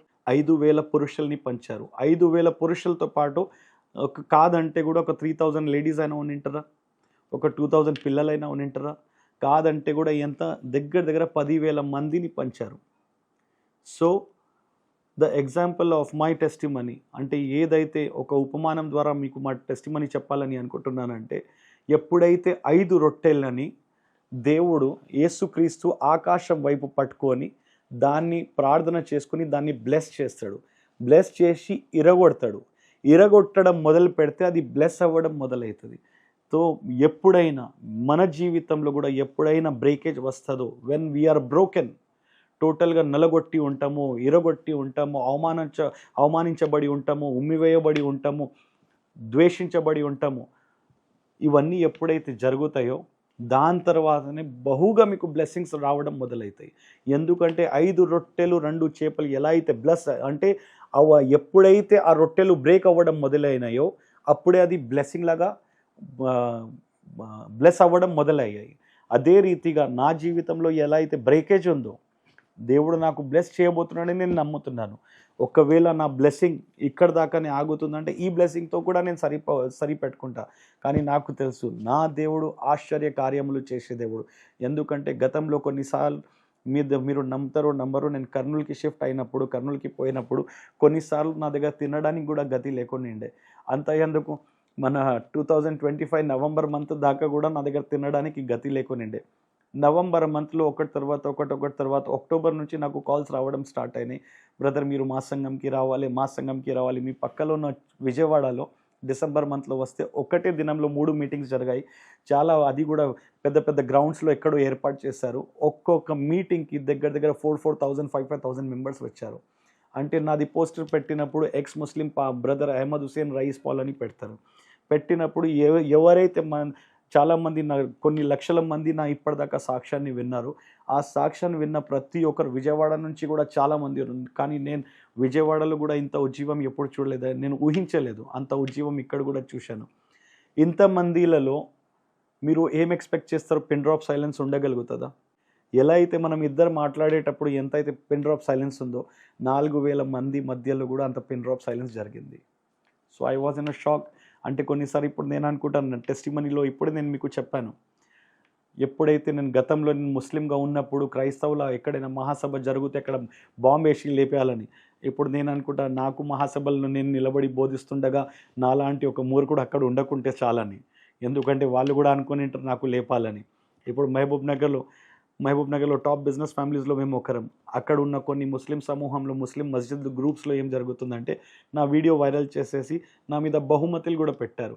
కాళ్ళు చేతులు ఇరగొట్టేసి నాలుక కత్తిరించేసి నా కళ్ళు పీకేస్తే వాళ్ళకు 20 లక్షలు 10 లక్షలు బహుమతి, చంపేస్తే ఇంత బహుమతి అంత బహుమతి అని. అయితే నాకు థ్రెటనింగ్ కాల్స్ ఎప్పుడైతే నేను 2 months బ్యాక్ నేను అన్నాను I'm going to start ministry at Hyderabad, ఎప్పుడైతే చెప్పానో అక్కడ నుంచి నాకు థ్రెటనింగ్ కాల్స్ కూడా స్టార్ట్ అయినాయి. కానీ థ్రెటనింగ్ కాల్స్ స్టార్ట్ అయిన తర్వాత ఒక వారం దాకా వచ్చాయి, దాని తర్వాత ఆగిపోయినాయి. నేను అనుకున్న దేవుడు వాళ్ళని కూడా అంటే వాళ్ళ నేత్రాల్ని మూసేస్తున్నాడు. ఎందుకంటే they should not see my videos. So కొన్ని విషయాల్లో నేను దేవుణ్ణి చాలా నిజంగా I'm very much grateful to him. ఇప్పుడు నేను ఎంతైతే బ్రోకన్గా ఉన్నానో అంతగానం దేవుడు నాకు బ్లెస్ చేస్తాడు. నేను ఒకవేళ రేపటికి బ్లెస్ అయినా, రేపటికి ఒకవేళ సంఘం అభివృద్ధి పొందినా, నేను నా లక్ష్యం ఒక్కటే ఉంటుంది. ఎందుకంటే as I'm the disciple of Christ. ఎందుకంటే దేవుడు చివరి మాటల్లో అంటాడు, మత్తయి చివరి అధ్యాయంలో లాస్ట్ వచనాల్లో 2 వచనాల్లో అంటాడు ఏమనంటే, పోయి సమస్త జనులని సువార్తని ప్రకటించి శిష్యులుగా చేయోడి అని. అయితే నేను ఒకటే మాట నమ్ముతాను, ఎలా అయితే నేను శిష్యుడిగా వాడబడుతున్నానో నా సంఘంలో వచ్చిన ప్రతి ఒక్కరు కూడా శిష్యుడిగా ఉండాలి. వాళ్ళు వాక్యంలో బలపడి వాళ్ళు కూడా శిష్యులుగా మార్చబడాలి, వాడబడాలి. ప్రతి ఒక్కరు పాస్టర్ అవ్వాలని కూడా కాదు. ఏమంటే ప్రతి ఒక్కరు ఒక సువార్థికుడిగా అయినా కనీసం వాడబడాలి. Because the God what has he said the last words, ఏదైతే చివరి మాటలు ఆయన అన్నాడో ఆ మాట ద్వారా ఖచ్చితంగా మనం కూడా సువార్తని ప్రకటించి అన్యుల్ని కూడా రక్షణ మార్గంలో తీసుకొని రావాలి. దేవుడు ఈ చిన్న సాక్ష్యాన్ని నేను నిజంగా మీ మధ్యలో నేను మీతో పంచుకునే భాగ్యాన్ని దేవుడు నాకు ఇచ్చినాడు. ఇంకా మీ ప్రేక్షకులు ఎవరైతే చూస్తున్నారో వాళ్ళకు కూడా చాలా థ్యాంక్స్ అంటున్నాను. బికాజ్ ఒకవేళ దేవుడు నాకు ఈ ఏర్పాట్లు తీసుకురాకపోతే రైస్ పాల్ ఎవరో మీకు కూడా తెలియదు. ఆఫ్టర్ ఆల్ ఒక నరకానికి పాత్రుడుగా ఉండిపోతుండే. నేను కూడా రక్షింపబడినట్టు మీరు కూడా రక్షింపబడ్డారు కనుక మీరు కూడా సువార్తని ప్రకటించి అన్యుల్ని కూడా రక్షణ మార్గంలో తీసుకురండి. ఎందుకంటే నేను ఇప్పుడే అన్నాను కదా, నవంబర్ 2025లో నా దగ్గర తినడానికి కూడా గతి లేకుండే. కానీ ఎప్పుడైతే దేవునిలో వాడబడ్డానో 14 డేస్లో 43 చర్చెస్లో బోధించాను బ్రదర్. నేను ఆంధ్ర, తెలంగాణ, ఇంకా మన బాంబే, బెంగళూరు, మైసూర్ అక్కడ దాకా పోయి నేను సువార్త అంటున్నా బోధించాను. బోధించిన తర్వాత నాకు నా దగ్గర తినడానికి కూడా గతి లేకునిండే. కానీ 2,02,000 అప్పుడు దాకా నాకు కానుకలు వచ్చినాయి డిసెంబర్ మంత్లోనే. కానీ ఎప్పుడైతే ₹1,00,000 దాకా నాకు అరేంజ్ అయిపోయినాయో ఎంబడితే నేను నా లోపల నుంచి సంతోషించాను. నేను అనుకున్న, దేవా ఇప్పుడు ఈ ₹1,00,000 దగ్గర ఒక 200 చైర్స్ నేను తీసుకుంటాను, ఎలక్ట్రికల్ వర్క్ చేసుకుంటాను, అంత మొత్తం నేను ఒక సంఘాన్ని ఏర్పాటు చేసుకుంటానంటే అదే రోజు నాకు ఒక దర్శనం జరిగింది. ఏం జరిగిందంటే ఆ దర్శనంలో ఏం చూశానంటే, నేను ఒక మహాసభలో ఏర్పాటు అయి ఉన్నాను. అంటే నా మెసేజ్ చెప్పేసి కింద దిగుతున్నాను. ఒక పాస్టర్ గారు ఎక్కుతున్నారు. సార్ మీరు మా సంఘంకి వచ్చి ప్రార్థన చేయాలి సార్ ప్లీజ్ సార్ అంటే, సరేలే అని ఆయన మాట పట్టేసి ఆయన సంఘంకి పోతే ఆ సంఘం ఎలా ఉందంటే ఖాళీ 6 స్తంభాలు ఉన్నాయి. 6 స్తంభాల పైన ఓన్లీ షెడ్ ఉంది. సైడ్ వాల్స్ పెట్టుకోవడానికి కూడా ఏమీ లేదు. ప్రతి ఆదివారం ఆయన ఏం చేస్తున్నారంటే ఖాళీ పరదా, మన గ్రీన్ మ్యాట్స్ ఉంటాయి కదా, ఆ గ్రీన్ మ్యాట్ తగిలించేసి కొన్ని కుర్చీలు పెట్టేసి పుల్పిట్ తీసుకొని వస్తారు, మళ్ళీ పుల్పిట్ తీసుకొని వెళ్ళిపోతారు. అక్కడ ఆ సంఘంలో 60 నుంచి 70 మంది వస్తున్నారు. వాళ్ళని సువార్తని ప్రకటించి ఈ పాస్టర్ గారు వాళ్ళని రక్షణ మార్గంలో తీసుకొని వచ్చారు. ఆయనకు తిప్పి కొడితే నెలకి దశభాగాలు ఇంకా కానుకలు తిప్పి కొడితే కూడా 5,000 కూడా రాదు. అయితే ఆ పాస్టర్ నా దగ్గర వచ్చేసి నా దగ్గర ఆయన సంఘంకి పోయినప్పుడు నేను ప్రార్థన చేస్తున్నాను. అది దేనిలో చూశానంటే దర్శనంలో చూసిన ఎంబడినే నాకు ఎందుకు ఇలా వచ్చిందో అర్థం కాలేదనుకొని 2 డేస్ తర్వాత ఏదైతే నేను దర్శనంలో చూశానో అదే పాస్టర్కి నేను లైవ్ ఎలా అయితే ఇప్పుడు మీకు ముఖాముఖిగా చూస్తున్నానో అదే పాస్టర్కి నేను ముఖాముఖిగా చూసి ఆయన నాకు వాళ్ళ సంఘానికి తీసుకుపోయిన తర్వాత ప్రార్థన చేసిన తర్వాత ఆయనకు అడగాను, ఈ సైడ్ వాల్స్కి ప్రీకాస్ట్ వాల్స్ మనం చేస్తే ఎంత అవుతుంది పాస్టర్ అంటే 27,000 అవుతుంది సార్ అన్నారు. అయితే ఆయన నేను ప్రార్థన చేసినందుకు ఆయన నా చేతికి 2,000 ఇస్తే ఆ 2,000కి ఇంకా 20,000 కట్టేసి 22,000 ఆయన చేతికి ఇచ్చేసి, బ్రదర్ ఈ నెల ఏదైతే మీకు కానుక వస్తే 5,000 కలిపేసి ఈ ప్రీకాస్ట్ వాళ్ళు తయారు చేసేయండి, ఈ చర్చ్ని మీరు మంచిగా నడిపించుకోండి. ఆ మాట చెప్పిన తర్వాత ఏదైతే నాకు దర్శనంలో దేవుడు చూపించినాడో నేను ఈయనకు ఇవ్వాలని అలా దగ్గర 7 దర్శనాలు నాకు వచ్చినాయి. అయితే 7 పాస్టర్స్ని 1,40,000 నేను అందరికీ పంచిన తర్వాత మిగతా 52,000 విశ్వాసులకు ఎవరైతే ఇబ్బందిలో ఉన్నారో, కొందరు హాస్పిటల్స్లో అడ్మిట్ అయ్యి ఉన్నారో అందరికీ పనిచేసిన తర్వాత ఎప్పుడైతే నేను జనవరి 6th నాడు మరలా నేను కర్నూలు ప్రాంతంకి వెళ్ళినానో, ఆ కర్నూలు ప్రాంతంకి వెళ్ళేసి మా సహోదరుల మధ్యలో అంటే మా పాస్టర్స్ది ఏదైతే గ్రూప్ ఉందో అక్కడ పోయి ఫొటోస్తో పాటు ఎవరెవరికైతే ఫోన్పే కొట్టానో, ఎవరెవరికైతే ఇచ్చానో అది సాక్ష్యాలతో పాటు అందరికీ చూపించి నా ముఖ్యమైన ఉద్దేశం ఏమంటే వాళ్ళకు చూపించడానికి, పాస్టర్స్ అంటే నాకు ఉన్న కొలీగ్స్ వాళ్ళు కూడా పాస్టర్స్ యాక్చువల్లీ, వాళ్ళ మధ్యలో నేను నిలబడి సాక్ష్యం పంచుకొని నేను అందరికీ ఇట్లా పనిచేశాను బ్రదర్ అంటే, నెక్స్ట్ డే ఒక బ్రదర్ నాకు ఒక మాట అన్నారు ఫోన్ చేసేసి, ఒక పాస్టర్ గారు. ఆయన ఏమన్నారంటే, బ్రదర్ మీరు 1,92,000 మీరు మొత్తానికి పనిచేశారు, 2,02,000 మీకు వచ్చిండే, అయితే ఆ 10,000 పెట్టుకొని మిగతాది మొత్తం పనిచేశారంటే ఆ 10,000 కూడా నేను జస్ట్ బట్టలు తీసుకున్నా, ఎందుకంటే ఎప్పుడు పోయినా ఎక్కడ పోయినా అదే నల్ల వస్త్రం ధరించిపోతున్నా అన్నందుకు చాలామంది నాకు అడుగుతున్నారు, ఏం సార్ ఎప్పుడు ఒకటే వస్త్రం ధరిస్తున్నారని, వేరే బట్టలు తీసుకున్నా సార్ అన్న. అయితే ఒక మాట అడుగుతా బ్రదర్, ఇప్పుడు ఎంత ఉంది మీ అకౌంట్లో అన్నారు. ₹350 ఉన్నాయి సార్ అన్న. అయితే మీకు కొంచెమైనా సెన్స్ ఆఫ్ హ్యూమర్ ఉందా, మీకు దమాగైనా ఉందా సార్ అన్నారు.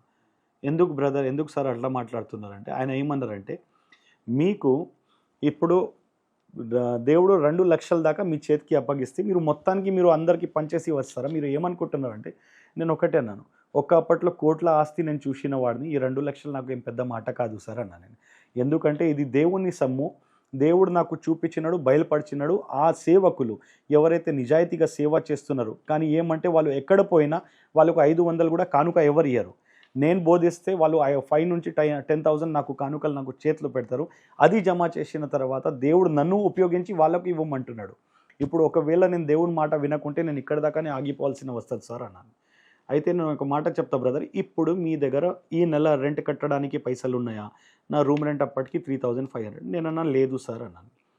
లేనప్పుడు ఇప్పుడు మీరేం చేస్తారు? మళ్ళీ ఎవరి దగ్గరైనా హ్యాండ్ లోన్ తీసుకుంటారంటే నేను ఒకటేనా సార్, నా దేవుడు ఆశ్చర్య కార్యములు చేసే దేవుడు, నా దేవుడు అద్భుత కార్యములు చేసే దేవుడు. ఆయన నాకు బయలుపరిచి వాళ్ళకి ఇవ్వమన్నాడు కదా, నేను నమ్ముతున్నాను. మరలా నా కోసం ఆయననే ఏర్పాటు చేస్తా అని ఎప్పుడైతే ఈ మాట అన్నానో, ఈ మాట కన్నా ముందు ఇంకో ఉపమానం ఆయనకు అన్నాను. బ్రదర్ మీకు ఒక మాట చెప్తాను, ఏం లేదు, నేను దాహం కలిగి నేను ఎడారిలో నడుస్తున్నాను. దాహం కలిగి నేను ఎడారిలో నడిచేటప్పుడు దేవుడు నాకు చూసినాడు. అరే రైస్ పాల్ దాహంగా ఉన్నాడు చాలాసేపు నుంచి, సరేలే ఒక మనిషిని నా దగ్గర పంపించేసి ఒక చెంబు నీళ్ళు పంపిస్తాడు. ఆ చెంబు నీళ్ళు తీసుకొని నేను తాగడానికి నేను సిద్ధంగా ఉండి తాగడానికి పోయినప్పుడు ఇంకో దాహం కలిగిన మనిషి నా దగ్గర వస్తాడు. బ్రదర్ నీళ్ళు ఇస్తారా, నాకు దాహం అవుతుందని. అయితే నేనేం చేయాలి ఇప్పుడు అన్న.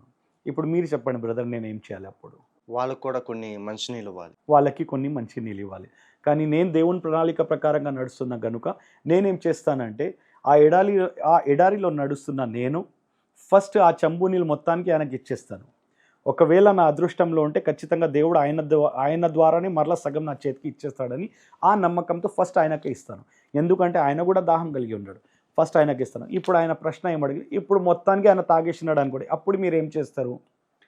నేను ఒకటి మాట అన్నాను, ఒకవేళ ఆ దాహం కలిగిన మనిషి ఆ మొత్తాన్ని నీళ్ళని తాగేసినాడు అనుకోండి, తాగిన తర్వాత దేవుడు ఏం చేస్తాడంటే ఈ రైస్ పాల్కి దాహం ఉన్నప్పుడు కూడా వేరే అతనికి సహాయం చేయడానికి సిద్ధంగా ఉన్నాడు. ఈయనకు చెంబు నీళ్ళు అవసరం లేదు, ఈయనకు సముద్రం మొత్తం ఇచ్చేయండి అని దేవుడు వాళ్ళ ఏంజల్స్ని నా దగ్గర పంపిస్తాడు అన్నాడు. అది నా విశ్వాసం అన్న. అదే రీతిగా ఈరోజు నా దగ్గర ఏది లేకుండకపోవచ్చు, కానీ నాకు తెలుసు నా దేవుడు ఆశ్చర్య కార్యములు చేసే దేవుడు, నా దేవుడు అద్భుతాలు చేసే దేవుడు. అది మార్నింగ్ 11:42కి ఆయన కాల్ స్టార్ట్ అయింది. 11:48కి ఈ మాట పలికిన వెంబడనే నా అకౌంట్లో 5,000 పడ్డాయి. ఒక సిస్టర్ గారు, she's a doctor from Kurnool, ఆమె నా అకౌంట్లో 5,000 వేసింది. ఆమె వేసిన వెంబడినే డైరెక్ట్గా అది స్క్రీన్ షాట్ తీసేసి మాట్లాడుతుండగా, బ్రదర్ మీరు ఒక్కసారి, పాస్టర్ గారు ఒక్కసారి మీరు మీ వాట్సాప్ ఓపెన్ చేయండి అన్నాను. వాట్సాప్ ఓపెన్ చేస్తే 5,000 నా అకౌంట్లో డెబిట్ అయిందని నాకు మెసేజ్ వచ్చింది చూడండి అంటే, నేను అన్నాను కదా పాస్టర్ గారు, నా దేవుడు ఆశ్చర్య కార్యములు చేసి దేవుడు ఆ మాట పలికన 5,000 నా అకౌంట్లో పడ్డాయి. అది నా దేవుడు, దట్ ఈజ్ మై లార్డ్ అన్నాను. ఎందుకంటే దేవుడు ఒకటి చూస్తాడు, ఈయనకు ఎంత అవసరం ఇప్పుడు ఉందో అది ఇప్పుడు ఇచ్చేద్దాం, కానీ రేపటికి నాకు ఎంత అవసరం ఉందో అదే దేవుడు చూసుకుంటాడు. ఒకవేళ రేపటికి నాకు కోట్ల అవసరం ఉందనుకోండి, ఆ కోట్లు దేవుడే సిద్ధం చేస్తాడు. ఎందుకంటే నేను ఆయన పని చేస్తున్నాడు కనుక ఆయననే ఆయన పనిని కొనసాగించుకుంటాడు. నాకు అవసరమే లేదు, నాకు డబ్బు అవసరం లేదు. రేపటికి నా దగ్గర డబ్బు వచ్చినా ఏదైతే బైబిల్ బోధిస్తుందో, మీ దగ్గర ఏదైతే మీ అమౌంట్ మీ దగ్గర వస్తుందో 33% ఒకవేళ నా చర్చ్లో ఏదైతే వస్తుందో 33% విధ్వరాలకి నేను ఏర్పాటు చేయాలి, మిగతా 33% బీదోళ్ళకి నేను ఏర్పాటు చేయాలి. మిగిలిన డబ్బు మనం వాడుకోవాలి. కానీ ఇప్పుడున్న సంఘ కాపర్లు ఏదైతే తప్పులు తప్పులు మాటలు మాట్లాడుతూ జనాల్ని ఆకర్షించి, జనాల్ని ఎక్కడ వైపు ఆకర్షించాలంటే మనం దేవుని వైపు ఆకర్షించాలి, యేసు ప్రభు వైపు ఆకర్షించాలి. కానీ ఇప్పుడున్న సంఘ కాపర్లు ఏం చేస్తున్నారంటే తనకు తాను గణపరుచుకుంటున్నారు. కానీ నేను ఈరోజు రైస్ పాల్ అనే నేను రేపటికి నేను అభివృద్ధి పొందినా నేను ఒక్కటే అనుకుంటా, నా ద్వారా దేవుడే గణపరచబడాలి. ఏదైతే నేను ఈరోజు మీ మధ్యలో మాట్లాడుతున్నానో అదే రీతిగా వచ్చే సంవత్సరం కూడా మీరు అదే రీతిగా నన్ను చూస్తారు. ఒకవేళ ఇంకా 10 సంవత్సరాల తర్వాత కూడా చూస్తే ఇదే రైస్ పాల్ ఇదే టోన్లో ఉంటాడు. ఈ టోన్ మారదు, గర్వం అనేది ఎప్పుడు రాదు. ఎందుకంటే నేను ఒకటే నా దేవుని దగ్గర కోరుకుంటా, దేవా నేను అభివృద్ధి పొందినా అంటే అది నీ ద్వారానే కనుక ఈ అభివృద్ధి నీకే రావాలి, నాకు కాదు. గర్వం అనేది నేను ఒకే విషయంలో పడను. ఏమంటే ఒకటి విషయంలో పడతాను, దేవుడు నాకు నరకంలో పోతున్న నేను చీకటి నుంచి నాకు తీసి వెలుగును నాకు తీసుకుని వచ్చి అదే నా దేవుడు ఆశ్చర్య కార్యములు చేస్తాడు. బ్రదర్ మీ దగ్గర కూడా ఒక మొర ఏం పెడుతున్నానంటే, మీ ప్రేక్షకులు ఎవరైతే చూస్తారో ఈ వీడియోని, చూసిన తర్వాత వాళ్ళకు కూడా ఒక ముఖ్యమైన విన్నపం ఏమంటే, నా మినిస్ట్రీ కోసం మీరు ప్రార్థించండి. నెక్స్ట్ మంత్ నేను వెస్ట్ మారేడుపల్లి సికింద్రాబాద్లో స్టార్ట్ చేయబోతున్నాను. మినిస్ట్రీ కోసం మరీ ముఖ్యంగా నా భార్య, నా కొడుకు కోసం కూడా మరలా తిరిగి వాళ్ళు నాతో పాటు వచ్చి మేము ఏకంగా అయి ఒక మినిస్ట్రీని నేను కొనసాగించాలని దేవుడి చిన్న సాక్ష్యాన్ని దీవించునుగాక. And thank you very much for giving me this opportunity brother. దయచేసి అందరికీ ఈ సాక్ష్యం షేర్ చేయండి. అలాగే మీ వంతు ఇటువంటి యథార్థమైన సేవకులకు సహకరించమని అందరికీ కోరుచున్నాను. అందరికీ ప్రైజ్ ద లార్డ్.